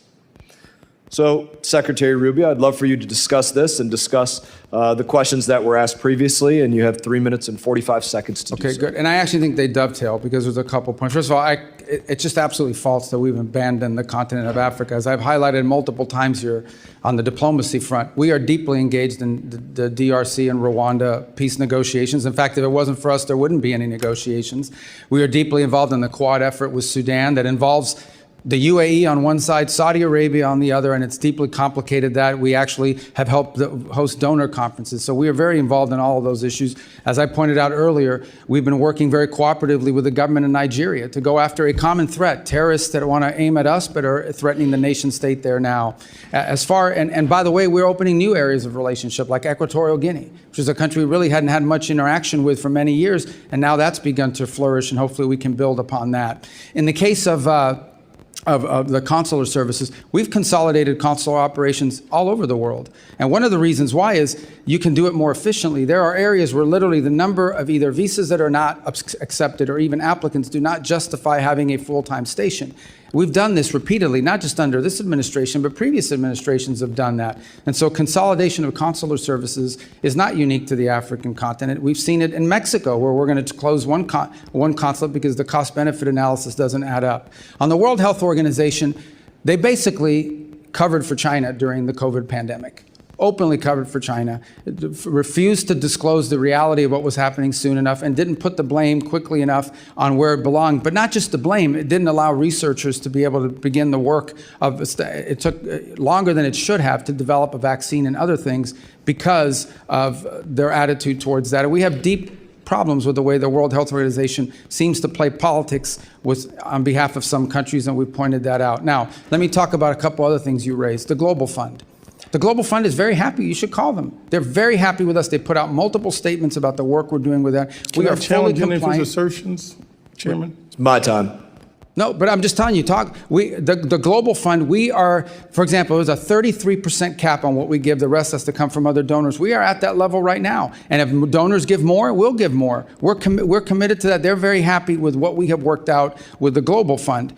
I think the other thing you didn't point out is we are not abandoning these countries or these programs. We're entering into compacts, 32 compacts, the majority of them in Africa, in which we go to a country and say, look, rather than force a bunch of NGOs from Northern Virginia on you, we are going to work with you. We are going to give the money government to government, and we're going to work in cooperation with your government to build up your national health system. So not only can you care for the patients you have now, but ultimately you won't have this problem for 5 or 10 years. And they want that. They welcome that. They do not want the ongoing dependency of aid. These countries clearly want to establish their own systems. Come over here because of visa. Representative Jackson, you're not recognized. I know, but on Zambia, look, we're not threatening them with anything. They just don't want to sign a compact. But you do raise an interesting point, not specific to Zambia, but broadly. Okay, there are a lot of countries we give a bunch of money to. You sit there and you say, okay, we donate $50, $80 million a year to this country. We do all the aid for that country. But all of the contracts, all of the rare earth minerals, all of the financial benefits, all of the commercial deals are with China. So explain to me, how is that good for the American people that we are in a country that we take care of all of their problems, but then all the economic benefits flow to China or some other country? That has to be talked about. How can I justify to the American people that we flood a country with American aid, but all of the commercial benefits in that country go to China or someone else over us? That is a legitimate thing to discuss with every country in the world that we give a lot of aid to. That is the reason why aid should not be separated from policy, because it has to reflect our national interest. Thank you, Secretary Rubio. Representative Kamlager-Dove. So, Mr. Secretary, 5 months ago, you essentially became the new overlord of Venezuela, taking control of the country's oil revenues and giving foreign companies access to its oil and minerals. But you have provided no real transparency about where the money is going and who is benefiting from this arrangement. I want to now talk a little bit about Mauricio Claver-Carrón. So, Mr. Secretary, you've known Mr. Claver-Carrón for many years, correct? I don't know how many years, but sure. Okay. We know that he was special envoy to Latin America. He's also a former lobbyist who supported your presidential campaign, I think in 2016. And now he runs a private equity firm that is seeking $1 billion in investments in Latin America. Apparently, he is seen as your right-hand man on Venezuela. But he's not a federal employee, and he's not bound by rules about financial disclosures or conflict of interest. According to the Washington Post, he acts like a kingmaker in Venezuela, helping to determine which private companies get contracts and access. And that's concerning because in January, you gave confidential licenses for Venezuelan oil to a company that had been charged with bribery by the Department of Justice and employs a trader who gave $6 million to Trump's campaign. Some have said that Mauricio is the Jared Kushner of Latin America, but Mauricio has said that Jared Kushner is the Mauricio of the Middle East. So who is Mauricio, and why is he riding on private jets to Caracas with executives from firms trying to get contracts? And why is he texting Delcy Rodriguez on the regular? Who is he working for? Okay. I'm going to allow you to respond. I'm setting this up because it looks unseemly that essentially you are taking Venezuelan oil money and sending it through a network of campaign donors, corrupt politicians, and lobbyists, and we can't get any documentation on that. We don't have any receipts. So the question is anyone from the administration, directly or indirectly, benefiting from the contracts being doled out in Venezuela? Is this where I get to answer? Yes. Okay, perfect. Number one is the number of people. Mauricio is one of many people that are involved in what's happening in Venezuela. There's not a day that goes by that we don't have someone who's interested in what's happening in Venezuela for a variety of reasons. Nor is he the only person in the United States that directly contacts Delcy Rodriguez and others. There is a stampede of people that want to be involved in Venezuela. Mauricio is one of many, but by the way, not involved in Venezuela. I am not knowledgeable or know of any financial links he has to anybody in Venezuela. So I'm going to reclaim my time, Mr. Secretary, but I'm glad that you said that. Because you have said these things, you have shared these talking points before. They're not talking points, they're the truth. But it is hard to take your word for it when this is the most corrupt administration in American history. Well, that's we're your talking opinion. Pardons for sale, we're talking about no-bid contracts to those on Trump's family and friends plan, we're talking about a $1.8 billion slush fund. And I think that's corruption. The American people think that's corruption. They want to know if you think that's corruption. Okay. Number two, this goes right to the point of transparency. You're absolutely wrong about the way the money flows. It's pretty straightforward, and I'll share. So I'm going to have to reclaim my time again because the what kind question of process about is this? They get to ask questions and you don't get to answer? It's my time. The question I don't know about about corruption when is it is my really time? important. So why am I here if I don't get to answer your questions or your defamatory statements? Reclaiming my time, Reclaim. Mr. I want Chair. you to, but I want to reclaim. Well, do I get time? Because you make these defamatory statements and no one can talk here. If This you is crazy. can't call out corruption in this country, then how can you call it out in another Well, I can't say country? anything because you won't let me speak. That is the question. It is about credibility. and your credibility. And your credibility meter is on empty right now. This See, oil. these guys just get to talk and I don't get to answer? Who determines the barrels of oil that get sold? Why- How but you many won't of let them? me At answer your what question. price I have does an it answer get for your sold? question. Where is it going? Oh, I get it. will They let have to you. use their time for me to answer The your onus question. is on you to a prove joke. that there is no corruption happening. Well, how do That I is prove it if your you don't let me talk? responsibility as the Secretary of State. And you know what? Normally we would have access to that data.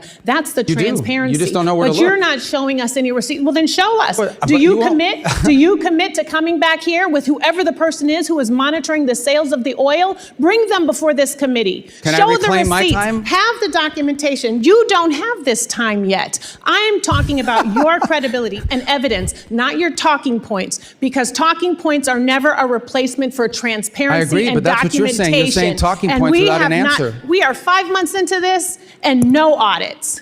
Zero visibility into the 100% contracts that are false. awarded. 100% Zero false. Unfortunately, transparency about where the Representative's time money has is expired. going. Representative Salazar is recognized. And giving contracts with no transparency Can I is borrow your exactly time the to reason answer? why you shut down USAID. So practice what you preach. I yield my Oh, time. she gets to scream now too? Scream Chairman, and can we shout. take down her words? I'll give you some time. I'll give Yeah. you some of my time. Let me just Okay. just But God, change what the kind of thing energy. is this? What is this? You get asked questions for 5 minutes and you don't get time to answer. It's not a hearing. I think you said clown Like show a dunk before. tank. I What don't, is I don't this? have to tell you. I don't. I'll I've give even you used their time. How can I answer the question? They don't even give me time. I've had to use their time to answer your questions. Yes. All right, whatever. All right, so I don't need to tell you that in my community, the city that I represent, the city of Miami, you're one of the most illustrious representatives, and that we're very proud of you, not only the Cuban Americans, but the Hispanic Americans in my Why is she community. leaving? I'm So going to answer her questions. I will. Oh, she's go. Okay, I got it. Well, thank you for coming. All right, so we're going to talk about, I just want to give you time to answer and then talk about Venezuela and talk about Cuba. So let's go back to Venezuela. Let's start with that. You said that stabilization, recovery, and transition. Those are the three steps that the State Department was going to implement in Venezuela. I believe that transition is the free and fair elections. The Venezuelan has a very robust opposition forces. We have Maria Corina Machado. So the big question here is that in order to avoid any type of misunderstandings like the one that we were hearing from my illustrious colleague, is that we should have free and fair elections that will bring rule of law, and the rule of law will then be able to bring in a lot of investments from the United States with transparency. Why can we not start right now the process of sending the message that we are going to establish, let's say next year, at the end of next year, a free and fair election sponsored with the United States, or by the United States? Yeah, thank you. Well, it all ties together, so I'm going to try to use the... It all ties together, Okay. correct. So let me first say about the oil stuff, which is a bunch... I don't even remember half the stuff that was being screamed at me because most of it not entirely is false. Here's what happens. When there are sales of oil from Venezuela, they used to, sell it at a discount because of sanctions, and they had to do all kinds of evasive matters. Now they're able to sell it at market price to great benefit to the Venezuelan people. That money and those proceeds are deposited in a treasury blocked account at Citibank. That account, by the way, is audited by KPMG. KPMG has been hired and paid by the Venezuelan government out of those funds to audit every single expenditure. There is a list that's been agreed to by both sides, the Venezuelan side and the U.S. side, on what the allowable expenditures are for.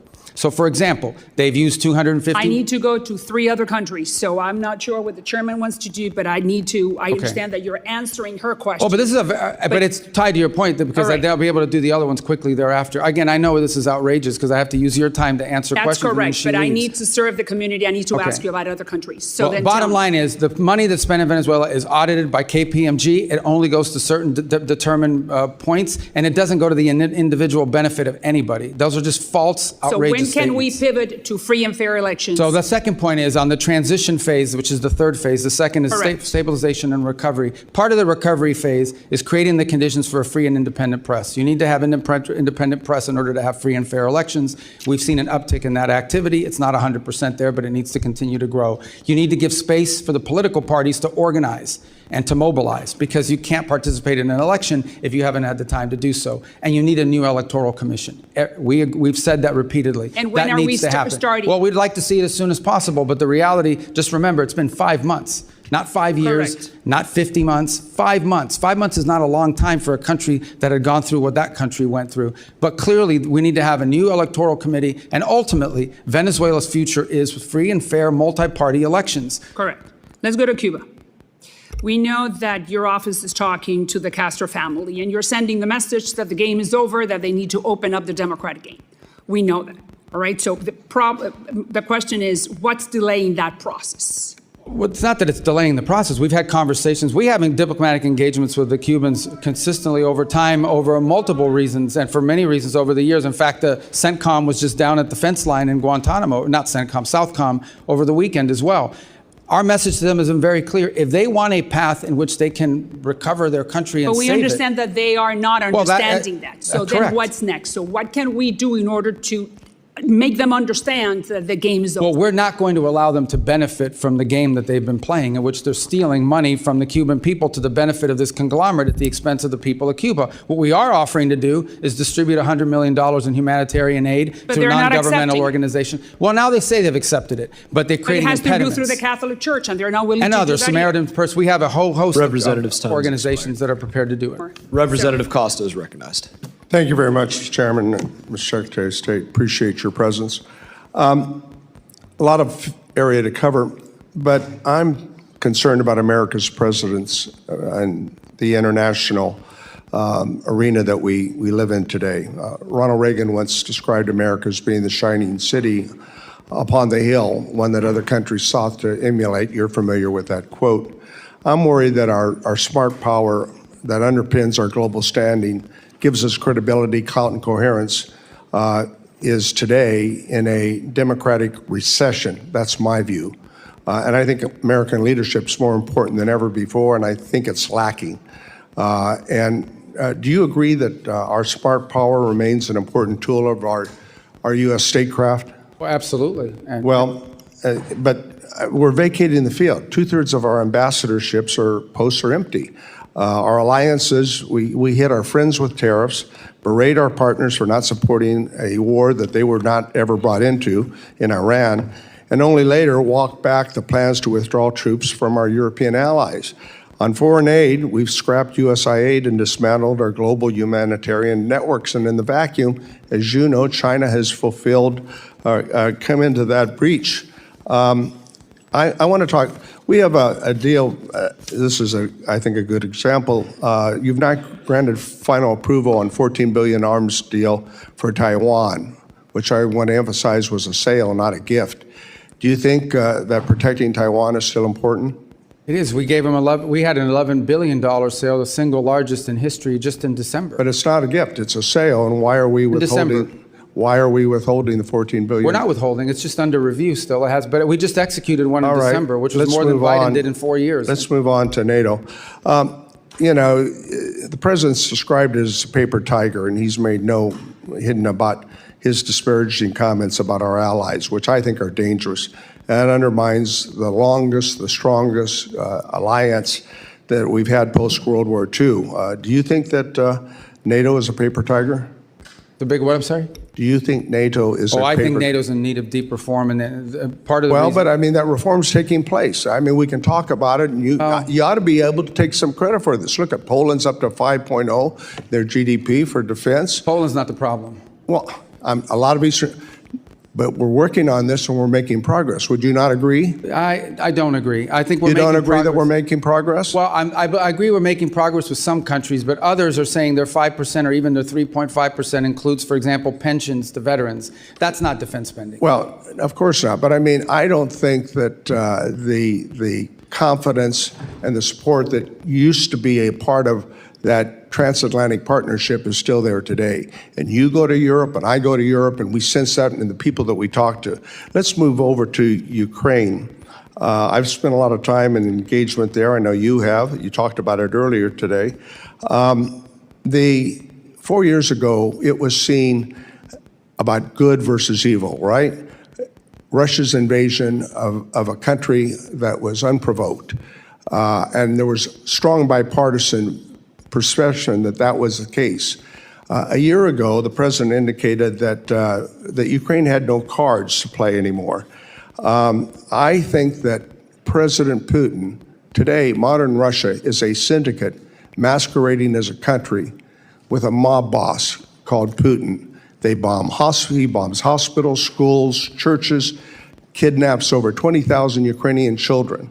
And yes, we have leverage, but we're backing out of our economic commitment there, our military commitment. And, but yet, we see these brave Ukrainian people standing up for their sovereignty and actually taking a whole new page out of warfare in terms of something that we could learn from. When is the president and the administration going to use the leverage that we have over Russia? We have, and unfortunately, the talks have not yet borne fruit. But I want to disagree on something. So we continue to sell weapons through the Pearl program, which has been a great success. That's an ongoing program with Ukraine, and we continue to have massive number of sanctions on Russia as we speak. The problem has been, we've put the sanctions on and off again. No, most of the sanctions are still on. The only one that's been waived for a limited period of time in order to provide more oil to the global market and stabilize prices is oil, and those are time determinate. These are 60-day waivers. These are not permanent. Is it the intention to re-engage in the efforts to form a ceasefire and a peace agreement? Oh, we're prepared to do so. Unfortunately, those efforts proved less than fruitful. We spent a year on it last year, but we're prepared to do it as soon as they're prepared to do it. That offer, we've made it repeatedly. We're ready to go. We're prepared to play that role. I think more to be continued, but thank you very much for your time. Representative Huizenga is recognized. Thank you, Mr. Chairman. Secretary Rubio, good to be with you. And while we're addressing all the important issues like your shoes, I just want to formally invite you to DJ my next event.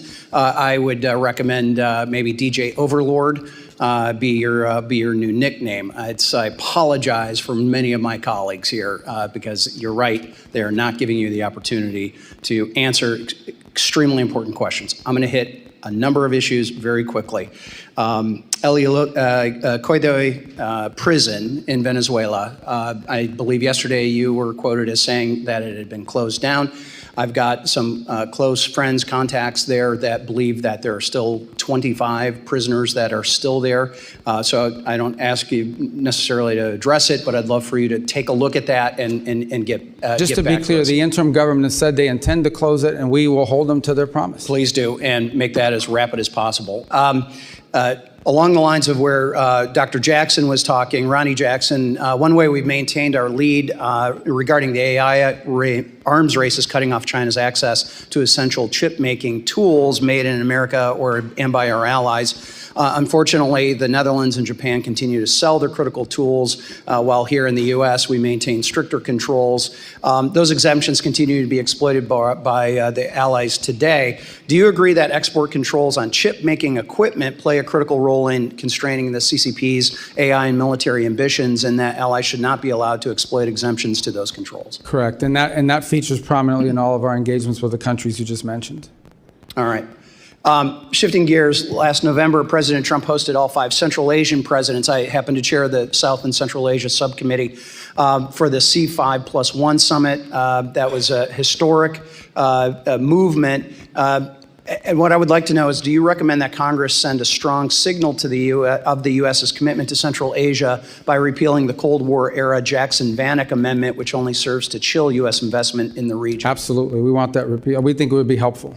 And what would be the positive steps? What are those I think next it would steps? signal that these impediments that have existed in the past and being able to deal with these countries commercially are being removed. So this came up in my confirmation hearing, and I don't know what the holdup has been, because every committee I go to, they ask me why. Everybody seems to agree they want to get rid of it, but no one gets rid of it. So you should. And by the way, we intend to have a C5+1 meeting that I'll be attending at some point this year in the region. Wonderful, and they will be thrilled to have that. And then you recently, you recently returned from visiting India. India is a critical economic and security partner for the U.S. across the Indo-Pacific. Could you please share with the committee the outcomes of your recent visit and how the Trump administration is strengthening the partnership while simultaneously addressing longstanding market access issues? Well, so India is an important strategic ally of the United States. We do a lot of things together, and there's tremendous opportunities to do more. The 2 points we focused on are, one, is the hopes that we can wrap up the negotiations on our trade agreement. which we think we're a few weeks away from being able to conclude. Obviously, I don't negotiate those. That's a USTR function. So I refer you to them as to the timing of it, but we think we're pretty close in getting that done, and both sides want to see it done. The other reason I was there was, in addition to the bilateral meetings, we were able to host a meeting once again of the foreign ministers of the Quad, which is the cooperation between the United States, Australia, Japan, and India. And there are a number of things we're working on, and now we have actionable items that we're beginning to focus on. There'll be a new port facility in the region that we're going to work together on for one of the small Pacific islands. I think that is an important show. Can you name which one? Well, I think we're talking to Fiji right now about the ability to be involved with them. And then the second is, I hope I didn't misspeak on that, but I believe that's the case. And on the second one that we are working together on, Trust me, somebody in the media will hold you accountable. well, we'll get but the second one that I would tell you is that one of the things we've agreed to work on is domain awareness, working together and pooling our resources so we can have domain awareness about what's happening out in the sea. Is there someone out there trying to impede traffic? Is there someone messing with undersea cables? Is there, sanctioned ships that are moving through? This domain awareness is critically important. If we can pool the resources of these 4 countries, it would be a benefit to the region writ large. Thank you. And I'll just leave one last comment.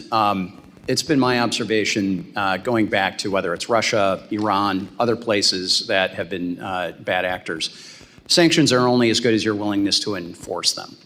And we are finally seeing this administration, with your advocacy and others, and Treasury, to enforce those sanctions. Anthony Blinken sat there where you are not that long ago, and I had to remind him he had a problem on his hands because I'm vice chair of the Financial Services Committee. There's a number of Financial Services Committee members who are on this committee. We actually write the sanctions, and he basically would come in and say, don't worry your pretty little head about all these confusing sanction-y things. We got a handle on it. You finally do. Thank you. Representative Almo. Secretary Rubio, welcome back. I want to start where we left off last year. You told me, quote, we're going to do more food aid than any country on the planet times 10. That was your promise. But the facts tell a different story. America might still be the world's largest food aid donor, but we certainly don't provide 10 times more food aid than our peers. In fact, under your watch, America's food aid contributions have been cut by more than half to roughly $2 billion. It should be very clear that America's strength has never come solely from our might. It comes from our alliances, our credibility, and our values. You didn't just eliminate programs, you created vacuums. Vacuums where violence and instability are rising, that extremist groups are filling, that competitors like China are exploiting, and vacuums that are making Americans less safe and less prosperous. And you hurt Americans here at home with your policy decisions. Shuttering USAID wiped out more than 23,000 American jobs, while Donald Trump and his billionaire buddies got rich off of corrupt deals. Peanut farmers in Texas and sugar farmers in your home state of Florida lost market access because of your cuts. So Secretary Rubio, before slashing food aid programs, did you conduct any analysis whatsoever on how many American jobs would be lost, how many farms would be hurt, and how much damage would be done to local economies and small businesses? Well, because we know all of those will still be part of the new programs we've created and are creating. But the second point I would make, American foreign aid programs are not a jobs program. Although they employ Americans, and we want it to be helpful to Americans, and that's why. So you're okay hurting the farmers in your home state? The World Food for Peace program, for example, now we've transferred it to U.S. The Agriculture Department. They're in a better position. Well, you're talking about a execute hypothetical future where you fix past mistakes, but farmers have been These aren't past struggling over mistakes. the last That's where year. it belonged in the first place, because it's helpful. The farmers have more direct input there than they would at the State Department. As to your point about us cutting aid, not only are we we donate more than the next 4 countries combined. We do more than anybody else. But we went down, and there are consequences. Look, from where I sit. But why are we in charge of feeding everybody? This is not about charity. This is about our economy and values. I didn't say that you got to do it all, but you can't cut when you know without analysis that bad things are going to happen. We replaced. We have new programs that are actually working better. Well, Mr. Secretary, if I may, from where I sit, you, Donald Trump, Elon Musk, you got together, you made these cuts blindly because you did not say that you conducted any analysis. You just said we cut because we have a hypothetical future that we are trying to create, which is not a serious plan. And that's not regard for the economic damage to our farmers, to our small businesses here at home who are feeling that pain. And moreover, you've had lives lost. And I want to get to that point. I want to introduce you to Mary Sunday. She is behind me. And after your food aid cuts decimated the World Food Program's ability to feed the Kenyan refugee camp she lived in, Mary's 7-month-old daughter, Santina, died of malnutrition. This is the only photo Santina's parents have of their daughter. Before Santina died, you looked me in the eye in this room and you said, "No children are dying on my watch." She was a child. She had a name, a family, a future ahead. Now she's gone. She is one of over 500,000 children who died last year after your administration pulled the plug. Yesterday, I heard your testimony. You said you're seeking outcomes with foreign aid programs, but the outcome that I see is dead kids. So, Mr. Secretary, I want to ask you again, and with a real direct answer, please. Were you lying to Congress when you claimed no children were dying on your watch, or did you simply never bother to calculate the human cost of your decisions? That number you're throwing around is a false number. It's a false number. And not only that, you're equivocating that the death of an individual is responsibility of the United States. There are 500,000 others. No, that's a false. That's a Mr. false Secretary, thing. the numbers are there. No, the numbers are not Here's there. The thing. numbers are You- opinion you of have- experts you have who a got their narrative to contracts share. cut. Mr. Chairman, These I are want to people that enter got into their the record these An articles that show last year alone, over 155,000 children died from malnutrition. Over 126,000 children died from diarrheal diseases. Over 165,000 children died from pneumonia as a result of these cuts. So here's the deal. You promised more food aid and said there were cuts. You promised America first and said American workers, who you said aren't a priority for you. You said it's not a jobs program. They lost their jobs. You promised strength. Instead, we have lost influence, credibility, and trust. And you promised children weren't going to die. You said that to me right here. You promised peace as well. Instead, your illegal war of choice with Iran is driving up fuel prices and grocery costs while putting millions more at risk of hunger worldwide. This is not about charity. This is about values. So whether it's negligence or ideology, the result under your watch is the same. Weaker alliances, higher costs, dead children, and a less secure America. result is so we my spend so more my money que- than- my time is expiring. So I'm going to take these seconds to say, what are you going to do to clean up the mess that you Representative's created? time has expired. Representative Davidson is recognized. Thank you, Chairman. Mr. Secretary, thank you so much for your faithful service to our country. Your leadership as Secretary of State provides confidence at home and abroad. And I would like to highlight that your personal testimony at Charlie Kirk's memorial service and your remarks at this year's Munich Security Conference resonate with me and with many of my constituents, so thank you. I only have time for a few quick topics. So first, thank you for leading one of the most thoughtful national security strategies I've seen in the post-Cold War era. I thought last year's national security strategy was well done, and the national security strategy poses, quote, the cynical manipulation of our immigration system to build up voting blocs loyal to foreign interests within our country. The State Department has also made it clear that we object to the UN's efforts to advocate and facilitate replacement migration across the United States and broader across Western countries. Immigration was a driving issue behind President Trump and Republican electoral victories, and I commend your department for making this a priority. Could you please highlight your approach beginning at our own borders and extended especially through the Western Hemisphere to addressing this as part of the national security strategy? In terms of migration? Yes. Yeah. Look, mass migration is a national security threat to any country that experiences it. It's bad for the transit countries too, by the way, because it fuels and feeds these transnational groups that traffic not just in human beings, they traffic in drugs, they traffic in weapons and anything else you can imagine. So I think one of the biggest threats specific to the Western Hemisphere, but be true throughout the world, is these transnational, they call them criminal groups, they're really transnational terrorist groups that among many of the things they do is traffic in human beings. So mass migration is not good for any country that has to absorb it, and Europe is now facing the consequences of that, but mass migration is also not good for the migrant because they're abused along the way, and it's destructive and disruptive to all the countries in the region that have to experience it. So today we do not have a mass migration event, and every country along that route in Central America is grateful for it because that's less money and that they have to spend and less resources that are being taxed and less of a burden that they're having to carry. Thank you for that. And frankly, thank you for demonstrating that we just needed leadership to apply the laws to secure our own borders with this administration. I'm a former infantry officer. The oath our military swears is similar to the oath we swear in the House or the Senate or for cabinet members. It's just important to defend our Constitution.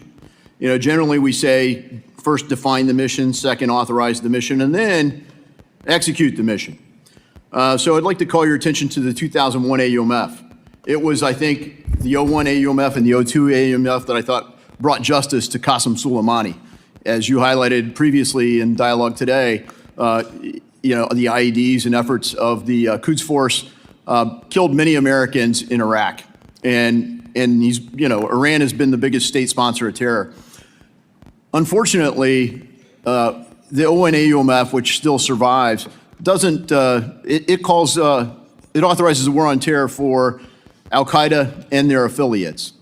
Hezbollah, Hamas, Houthis, and numerous other proxy forces for Iran aren't affiliates of Al-Qaeda.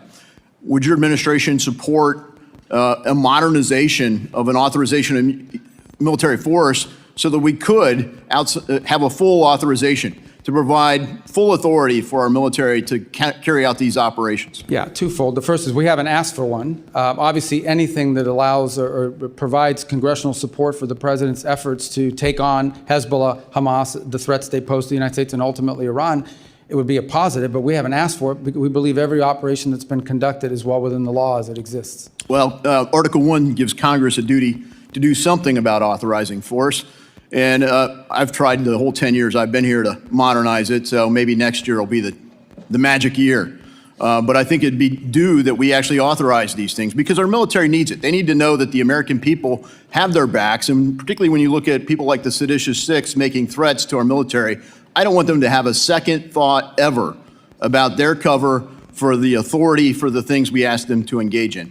Because frankly, the problem in the post 9/11 era hasn't been whether there's a just cause, it's been whether we've given our military everything they need to achieve it. They've been tactically brilliant and operationally brilliant, and I'd say that's true even in Iran. But they haven't strategically been able to succeed, and part of that's because the United States hasn't been united behind it. And I guess towards that end, you've stated missions here, we're clearly not united as a country in Iran. So briefly, what authorization do you need to carry out further operations in Iran? Well, that's contemplated now. They're all within the president's powers, in our view, under the Constitution to address imminent and emerging threats against the interests of the United States. If those circumstances were to change, we would obviously engage Congress in that conversation. We would always welcome congressional support. We'd like congressional support, but that's not going to stand in the way of the president addressing an immediate threat to the United States or an emerging threat to the United States that requires him as commander-in-chief to protect our people and our country. Well, the cause is just. Representative Mfume is recognized. Thank you, Mr. Chairman. Mr. Secretary, good afternoon. I was going to say good morning, but it's starting to run past us. We all obviously sit here in America in what has been known as the greatest deliberative body in this democracy, and in a nation that is the strongest, the wealthiest, the most powerful, the most influential nation that the world has ever seen. America's military might has no rival. However, America's moral obligation continues to be called into question. And I want to talk a little differently about something that doesn't get the attention that it should get, and I want to associate myself with the remarks from my colleague from Rhode Island. Globally, over 122 million people are forcibly displaced all over the globe due to conflict, due to persecution, due to human rights violations.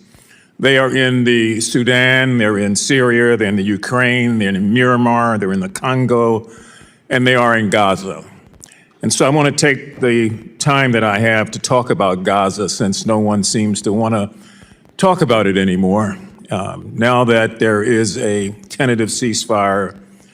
But there's also a number of children, teenagers, seniors, and others that are living in Walla. They have no real medical care that is sufficient for their needs. They are displaced because of this humanitarian crisis that we see. And for months, the issue was that Hamas was not allowing people in.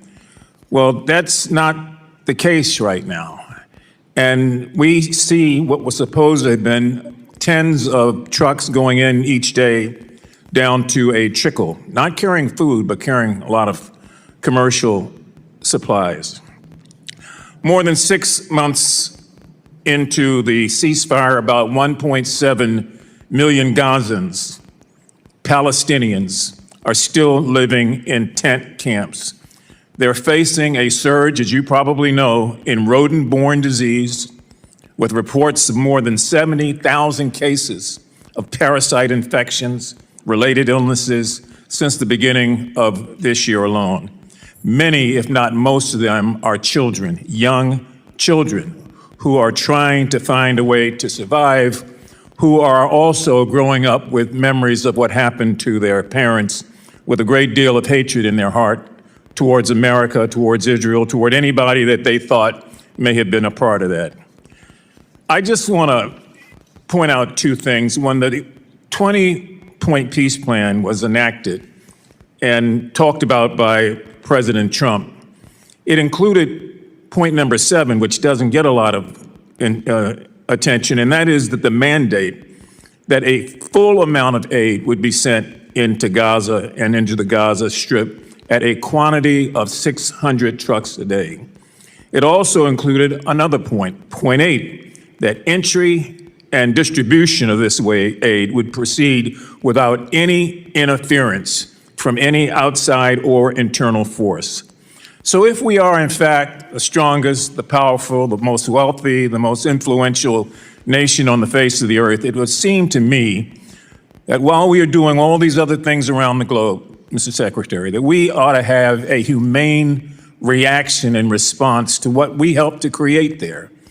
I mean, it is not just war-torn, it's ravaged, and people are dying every day, even as this hearing takes place, because they can't get medical attention. And so Gaza is not over with. That chapter and page is not turned. Those persons, the Palestinians that live there, really need help. And I would strongly urge the State Department, in addition to what you may be doing, to have someone and to have a process to come up with ways through UNRWA and other organizations to meet the need. Many of the international organizations are facing a monetary crisis, and so they don't have the ability to do what they are empowered to do. But this is still the United States of America, and we still have an obligation. And we cannot let children die en masse because we think that a ceasefire has created a new reality. The reality is still the same on the ground there. So I would urgently ask that when you come back before the committee, that you try to address that, or even before then, or if you want to share some information, please do, because time is of the essence. I yield back. Representative Lawler. Mr. Secretary, as chairman of this committee's Middle East and North Africa subcommittee, I've been monitoring closely the administration's operations in Iran and appreciate the many conversations that we have had. I commend both you and President Trump for your decisive actions against the regime and that of our military. Last summer, we significantly set back their nuclear objectives. And in the past few months, we have systemically decimated their military infrastructure, including their naval fleet and ballistic missiles program and drone capacity. And we eliminated the Ayatollah, the clerics, and much of the leadership of the IRGC. And now you are working to get the Strait of Hormuz reopened. And to my colleagues, I would say to you, imagine what this regime would do if it actually had a nuclear weapon and tried to extract and extort by shutting down the strait. They didn't just think of this as a result of this operation. This is something that they had been planning for years. We are working to diminish their nuclear capabilities for good and to expand the Abraham Accords across the Middle East and actually ensure peace, stability, and economic prosperity.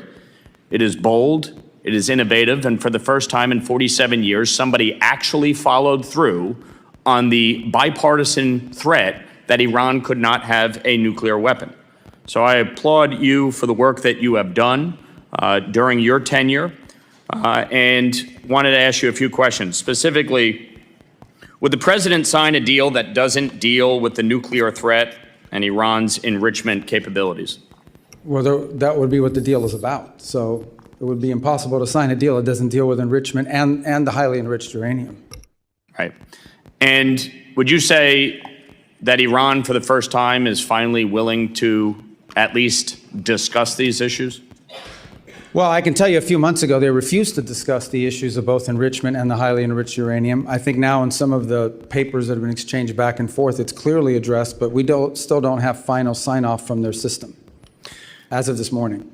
And there have been reports that sanctions relief and release of frozen assets are on the table. As I understand it, you shut down those rumors yesterday in your testimony. Can you confirm that's the case? Well, first of all, there are sanctions that are specifically related to their nuclear program. Sanctions because they enrich, sanctions because they have highly enriched uranium. And so none of this would be done at the front end. There's no signing bonuses here. But ultimately, it would all be conditions-based. The sanctions that are directly related to the nuclear program would be discussed as if, in fact, they go through all the way on the things that we're asking them to do. But that would be part of the negotiation. It wouldn't be at the front end. Now, as you and I well know, during your time in the Senate, we worked together to pass the SHIP Act. And it was the Biden administration that not only released billions in frozen Iranian oil revenue, but it was the Biden administration that eased sanctions on the illicit oil trade between China and Iran. And that's what allowed the Iranian regime to finance terrorism. Hamas, Hezbollah, the Houthis. That's what allowed them to finance their ballistic missiles program. And it's what allowed them to finance their nuclear capabilities. So as you look at all of this, the bottom line is, from our perspective, we want the nuclear materials out. And so ultimately, no dust, no money, correct? That's right. And to be clear about we're talking about 60% highly enriched uranium that has no peaceful purposes. The only reason to have 60% highly enriched uranium is to be one step away from turning it into 90% highly enriched uranium, which you would weaponize. So that has clearly been one of the things that has to be part of this agreement. Okay. The disposition of it. One thing I just wanted to say as part of any negotiation, please keep in mind the U.S. Victims of Terror Compensation Fund and make sure that our 9/11 families continue to be compensated on the sanctions for Iran's terrorist activities. You know, a number of my Democratic colleagues have pushed war powers resolutions. From your experience and position, does this grandstanding benefit the United States or does it benefit the Iranian regime? You know, the Iranians have misunderstood it in the past. They think, and I've seen others, not just the Iranians, but on different war powers resolutions, they think that if this thing passes, that means the president will not be able to come after us, so he no longer has any leverage. I think I've seen reflections of that from them in the past.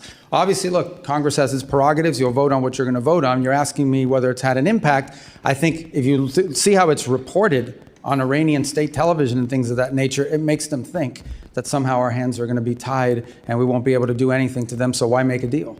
Appreciate it. Representative McBride. Thank you, Mr. Chairman. Thank you, Mr. Secretary, for joining us today. Like you, I attended the Munich Security Conference earlier this year, and in a meeting that I had with several European prime ministers and several of your colleagues within the administration, your colleagues recognized that NATO is both bigger and better funded today than it was 10 years ago. And I am fully willing to admit that that is a byproduct of several factors, including Putin's aggression, previous administrations, and indeed a byproduct of actions by this administration and this president's first term as well.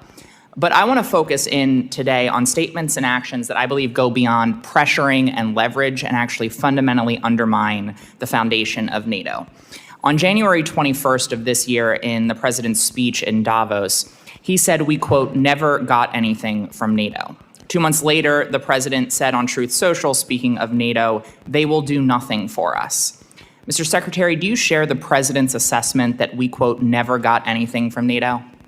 Well, I think what the president was speaking to at that moment, and was what I'll speak to you about now, is one of the reasons why I've been such a strong supporter of NATO is because they allow us to use these bases, because it allows us in a time of contingency, like the one in Germany and others.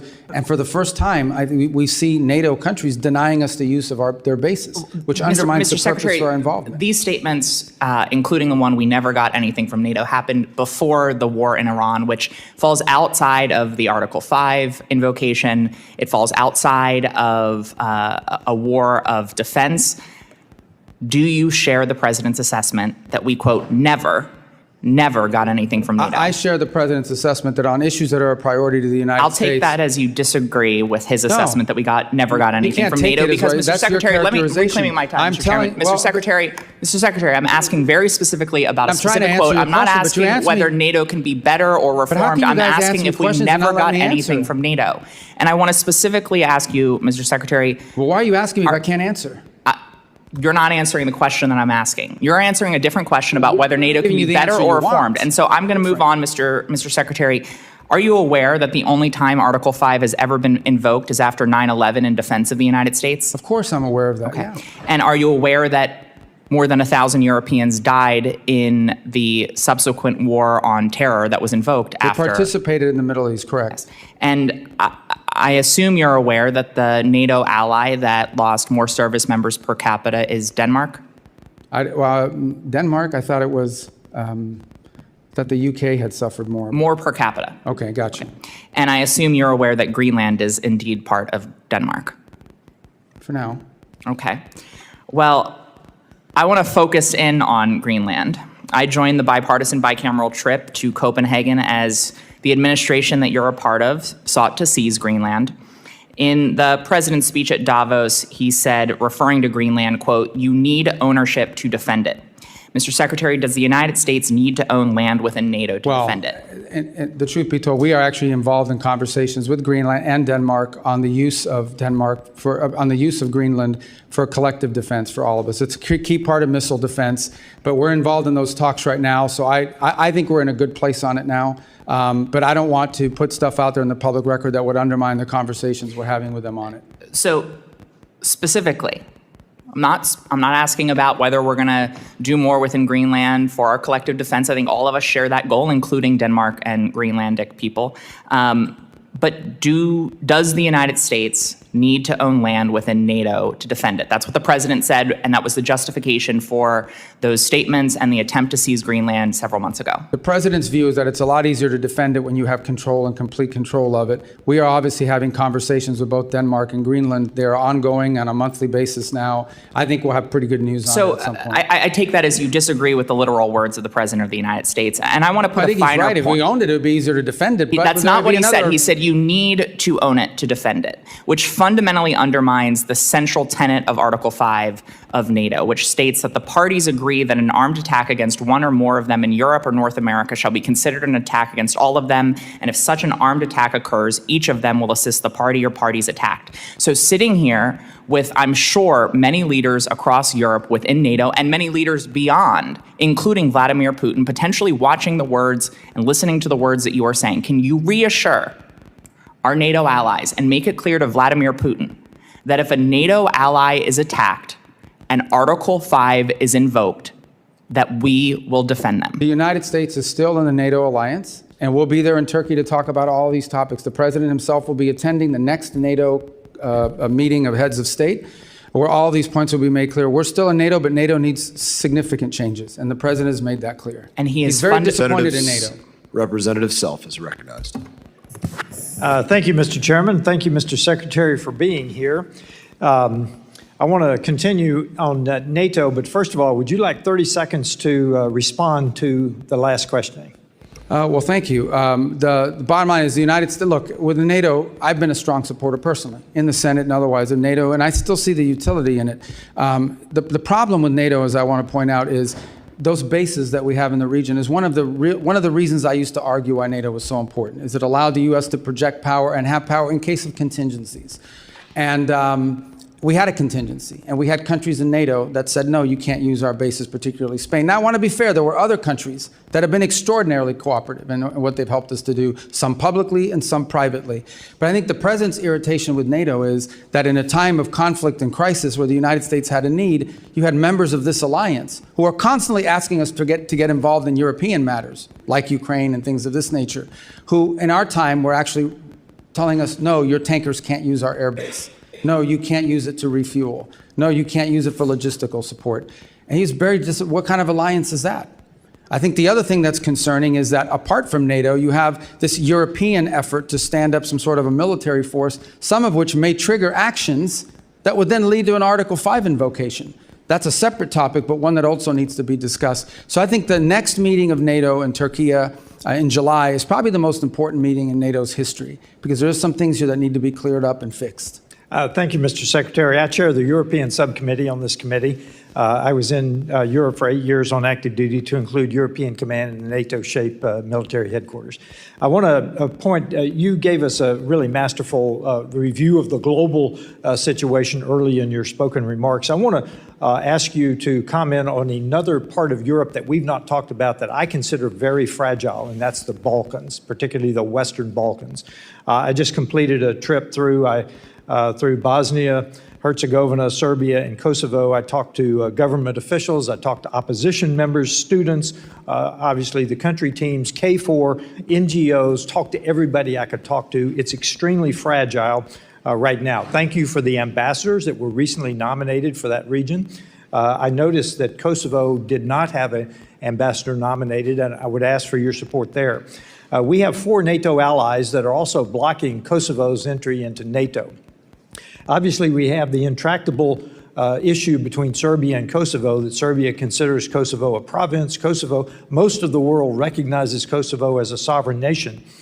We have the change in the high rep coming in Bosnia-Herzegovina. This is an extremely fragile area of Europe, and I would ask for you to support Kosovo's membership in NATO with those 4 countries at the meeting in Turkey that you just mentioned.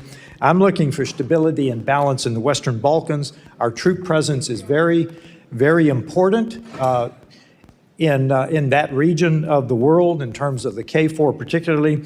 And I know we're looking for a high rep, and I just ask for any comments you have on the Western Balkans. I consider them fragile. Well, as you know, the pre-existing high rep has resigned, and so there's a new candidate that we'll be supporting. He's an Italian gentleman that we think would do a good job of helping provide some stability to that position. Beyond that, we remain engaged on this topic, as you've pointed out, and have so done privately as well. The last thing we want to see is any sort of conflict in there, any sort of partition, division, things of this nature, and that would create further conflict. I can't speak to expansion of NATO. I'll be frank with you.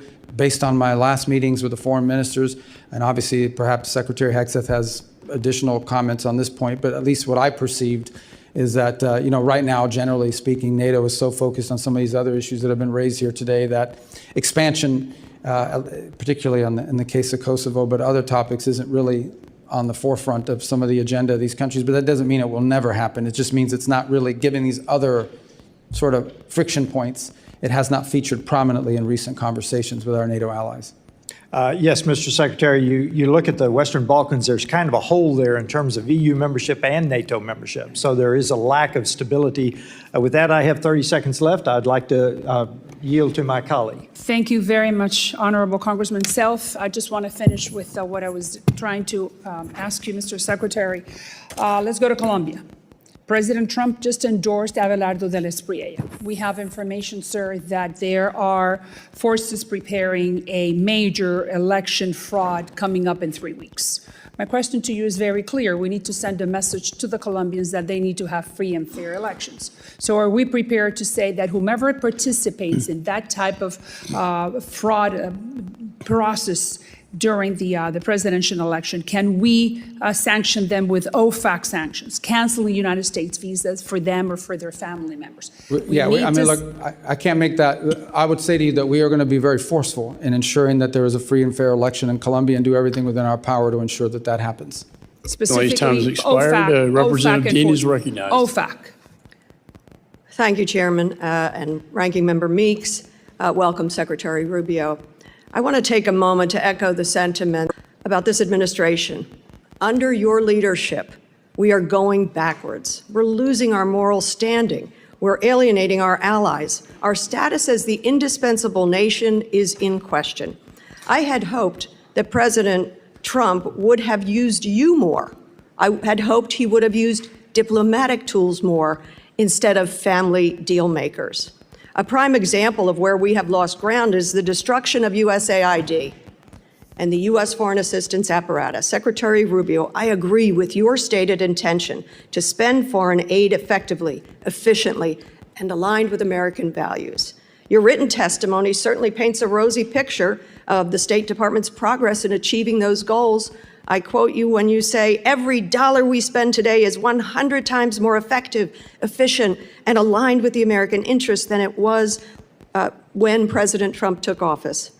We know such huckstering is not the reality. Last year, a new and untested organization called Gaza Humanitarian Foundation was set up by Israel and the United States within a few short months to take over distribution of emergency food assistance amid catastrophic food insecurity and famine in Gaza. GHF had no track record of providing humanitarian assistance, and it relied on private subcontractors to transport the food, to provide food distribution sites, and then you saw the reporting. Hundreds of Palestinians, including women and children, were killed just trying to get to those sites. Secretary Rubio, can you tell us, can you tell the world how many people were killed simply trying to access those sites? Well, since Hamas killed them, you should ask what Hamas's role IDF was. soldiers shot some of them. No. Yes. Let me tell you the reason why food wasn't going in there is because the convoys were being hijacked by Hamas. I reclaim my time because propaganda ain't going to work with me. Well, it isn't going to work with me either, and what you're saying is propaganda. Nearly 1,400 people were killed, and that was as of last March. Secretary Rubio, why did the State Department approve the $30 million to GHF at a time when other well-tested agencies were there and able to provide distribution? Well, because one of those were in cahoots with Hamas. And we saw an incredible amount of the aid flow into Hamas's hands. Reclaiming my time, the aid was held up at the border by Israel, and you know it. You got to fix your rules here. You can't even answer a question. You're not following the rules. You're very familiar with how this works. No, I don't. I never served in the House. This is a weird rule where you ask a question and I can't answer. Would you please add time to the clock? Nope. He's a comedy show over there. I'd say on the left. This is serious stuff. I agree. That's why Mr. I shouldn't have to answer questions about shoes. Mr. Rubio, according to public reporting, 9 counterterrorism and anti-fraud safeguards were waived to approve this. I wonder who specifically made the decision. I wonder, were you aware of this decision? I'm not asking you a question. And was there any written justification? I don't want an answer. You know why? Because now GHF is closed. It was abysmal. It was a legacy of disaster. Nothing about our investment, our taxpayers' investment seems to have been effective or efficient or in the interest of the American people. I would call that waste, fraud, and abuse. Moving on, I'm a member of the Appropriations Committee. I'm concerned that you're flouting Congress's constitutional power of the purse when it comes to foreign aid. For FY25, Congress appropriated and the President signed into law more than $690 million for international basic education. I don't need to tell you that investing in basic education is critical for empowering children, creating economic opportunity. It's also had a long-time bipartisan support. You personally, as a senator, supported authorizing legislation, the READ Act. How much of this funding has been spent so far? I don't have that figure in front of me, but I can tell you we're not going to fund puppet shows. Can you get it for us? Yeah, I'll get it for you, but I'm going to tell you the number of puppet shows and all these other stupid things they were spending money on is going to be zero. Well, you supported the legislation. I didn't support the legislation to have puppet shows. Mr. Rubio, Mr. Secretary, the Trump administration will be remembered for rubble and rot. I had hoped you would have been able to distinguish yourself above that rot. I bet you hoped it too. Sadly, you have not. I yield back. Well, Representative Baird is recognized. Thank you, Mr. Chairman, and thank you, Mr. Secretary, for being here and giving us an update on the Department of State. We really appreciate that. You know, in your testimony, you stated that the foreign assistance is a key instrument in America's ability to build partnerships and trust with developing countries. And President Trump has put forth a clear plan about America first in all aspects of our policy and his policy. Our focal point that the State Department has spearheaded, which is I am very excited about, is the American First Global Health Strategy. The U.S. is a global leader in health innovation, particularly with pharmaceutical applications and biotechnology. African countries overwhelmingly have been the beneficiaries of American First bilateral global health agreements. 21 of the 32 signed agreements that you mentioned in your early presentation have been with nations in Africa, resulting in 40% of African nations being partners of the United States that have taken on a responsibility to invest in their people instead of asking for a blank check from America's taxpayers. So I'm proud as a representative of Indiana to see that the drastic increase in domestic investments is innovative for global health problems and biotechnology. So can you walk me through the process for sending America's medical and health innovation abroad to assist with global health threats? And additionally, what plans does the State Department have to expand those global? Yeah, and let me just say, this goes right to the criticisms that I keep hearing from that side over there about us not spending the money because we got rid of a USAID program. USAID basically was a program, was a system that was completely devoid of our public policy. It operated almost as an independent State Department, and oftentimes USAID was operating in contravention and contradiction of what the embassy was trying to accomplish in the host country. And one of the complaints you would get from many developing countries is that they would get flooded with NGOs that were picked for them. These NGOs would then operate in the country without even coordinating with the government, doing whatever they wanted and pursuing what they wanted. And in some cases, it extended well beyond food and medicine. It extended to political interference and all sorts of other activities in these countries that were undermining the national interest and the credibility of the United States. Now, these compacts in particular are promising and exciting because they are government-to-government arrangements. No longer do we put money into a bucket and says, this is for vaccines, or this is for medical care, or this is for standing up clinics globally. We are doing it individually, country by country. And the reason why that makes sense is because every country has unique needs. Some country may need more help in some area than in others. But at the core of this arrangement that we're making with countries is their desire and our goal to ultimately help them build their own national health systems so that eventually they no longer are dependent on foreign aid in order to be able to conduct that. Some countries it may take 5 years, some countries it may take 15. It depends on which country. But that's the goal of the compact. And these countries are happy with the compact because for the first time ever, their government leaders have control over how the money is spent, where it's being spent, and it's being spent in a way that builds their domestic capacity inside of the country. That's a much better way to do it than to flood these countries with NGOs accountable to nobody, run by, in many cases, through a USAID program that was undermining our foreign policy in that country in many instances.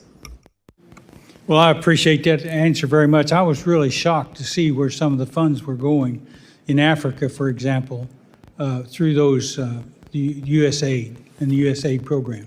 And I know that was not what was intended in the beginning. So thank you for taking care of that and making an effort to do that.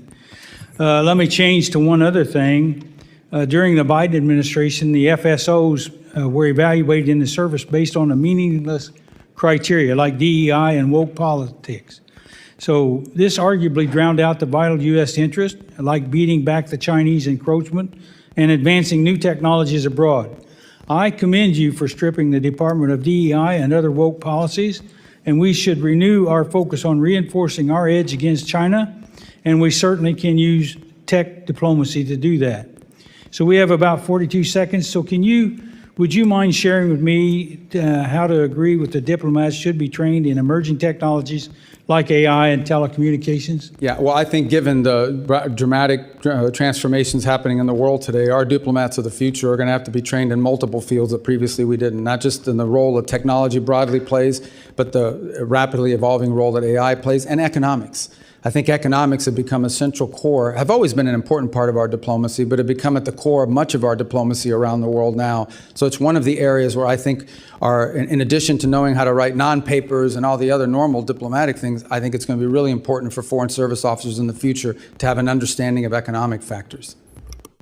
Thank you very much. I yield back. Representative Schneider is recognized. Thank you, Chair. And Mr. Secretary, thank you for being here today. I'm going to talk about areas on which we both agree, specifically addressing the threats from Iran and seeking stability, prosperity, and peace for all the peoples of the Middle East, including our Arab Muslim allies and the Jewish Democratic State of Israel. Like you, I've spent much of the past 2 decades working to block and ultimately permanently close any path Iran might pursue to acquire a nuclear weapons capability.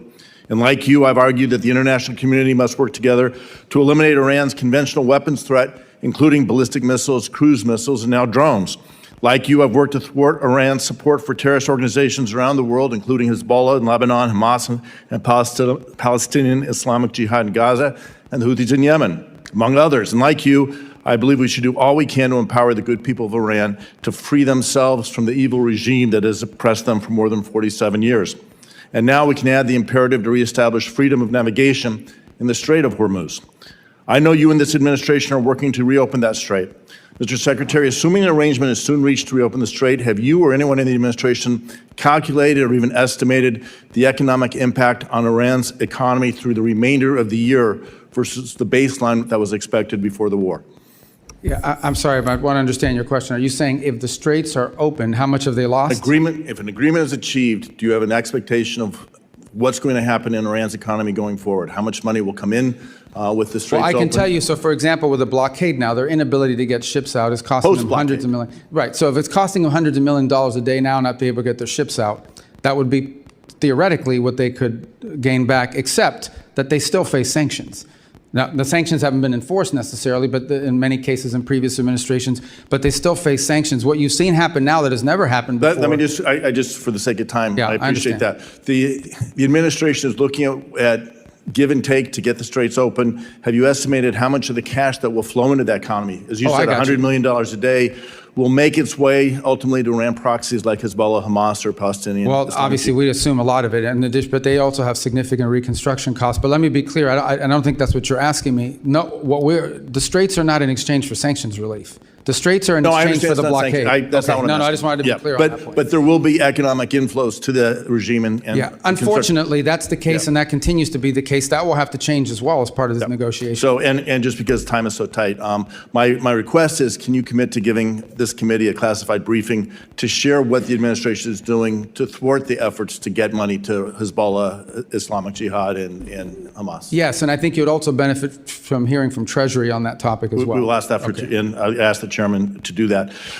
Way back in May 8th, 2018, the Trump administration laid out a fact sheet making the case why it was leaving the JCPOA. I'm going to just go through some of the points and ask you to confirm that the administration's red lines are still the same. Quote, this is May 8th, 2018, there's a quote, the JCPOA failed to deal with the threat of Iran's missile program and did not include a strong enough mechanism for inspection and verification, end quote. Can you commit to this committee that any resulting deal will include a strong mechanism for inspections, ideally anytime, anywhere inspections and verification of Iran's missile program? Missile program?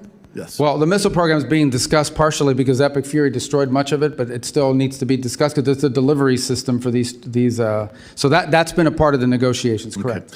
Okay. Again, quoting from the May 8th document, the JCPOA foolishly gave the Iranian regime a windfall of cash and access to international financial system for trade and investment, end quote. Can you commit to this committee that any resulting deal will not foolishly give the Iranian regime a windfall of cash and access to the international financial system for trade and investment? Yes, because they're not going to get any sanctions relief of any kind unless they get rid of enrichment and they get rid of the highly enriched uranium. Thank you. Third point, and I'm again quoting from the original document, the Iranian regime must never have an ICBM, cease developing any nuclear-capable missiles, and stop proliferating ballistic missiles to others, end quote. Can you commit to this committee that any resulting deal will cause Iran to cease developing its nuclear-capable missiles and stop proliferating ballistic missiles to others? We consider delivery systems to be a part of them having a nuclear weapon, which we said they'll never have. Right, and just because you have 40 seconds, again quoting, quote, the Iranian regime must stop its threat to freedom of navigation, especially in the Persian Gulf and Red Sea. That was in 2018. Can you commit to the committee that any deal will cause Iran to stop its threats to freedom of navigation, especially in the Gulf? Not only can I commit to that, we won't even be able to enter negotiations until they do that. Okay. And finally, can you commit that any agreement this administration enters into will ensure Iran cannot develop a nuclear weapon? That's the whole goal here, absolutely. Okay. In that vein, and most importantly, can you commit to this committee that any documented agreement related to Iran's nuclear program will be brought before Congress as required by ANARA, which I believe you voted for? We will comply with ANARA. Thank you. I yield back. And thank you, Mr. Schneider, for letting me answer your questions. Representative Barr. I was efficient. This guy's. Mr. Secretary, thanks for the great job you're doing. Some Democrats are making the laughable claim that Iran is stronger today than they were before Epic Fury started because of the disruption in the Strait of Hormuz. You've seen the Trump derangement syndrome in the hearing today. Can you set the record straight on whether or not Iran is stronger today? Well, they have no Navy, they have no Air Force, they have no air defenses, they have they have massive destruction to the defense industrial base. They've lost a substantial percentage of their missile launchers and of their drone launchers as well. They're not benefiting from the straits being closed because the blockade is keeping them from hundreds of millions of dollars a day in revenue. They've had their ships seized in the Indo-Pacific. Their leadership is fractured. They have hyperinflation. Their currency is worthless, and they're having trouble making payroll. I guess other than that, they're doing well. Thank you. Do you believe that keeping the credible threat of kinetic military force on the table and the president's willingness to use such force is important to your diplomatic leverage? Yes, because unfortunately we are dealing with a group of people that don't understand anything but that. And so the resolution that's on the floor in the U.S. House this week would do what to the U.S. leverage? I don't think technically it does anything. I think perceptionally it allows the Iranians to believe that somehow they don't have to make a deal because there's no threat of something bad happening to them if they don't. And just as a follow-up to my friend Congressman Schneider's line of questioning, can you describe the key differences between the terms of the deal that you all are negotiating with Iran today versus the terms of the JCPOA? Well, what we're discussing now is what the negotiations will be about. And it will be about no enrichment, what they're going to do with their enrichment, and what they're going to do with the highly enriched uranium being removed and being disposed of. That wasn't a part of JCPOA. The other thing is the JCPOA was time limited. In fact, the prohibition on certain enrichment would have been expiring this very year. This very year would have been expiring. So JCPOA right now would be expiring, and they would be able to be in a position to then ramp up and do whatever they wanted in compliance with the JCPOA. So there are major differences even in the text of what we're discussing the negotiations are going to be about. But ultimately, any deal we do will be a good deal or it won't be a deal. And it'll be better than JCPOA. Absolutely, and I think that's a key point is that this idea that you could draw any analogy between what's happening now, where the administration has totally obliterated the nuclear capabilities of Iran, plus their conventional capabilities.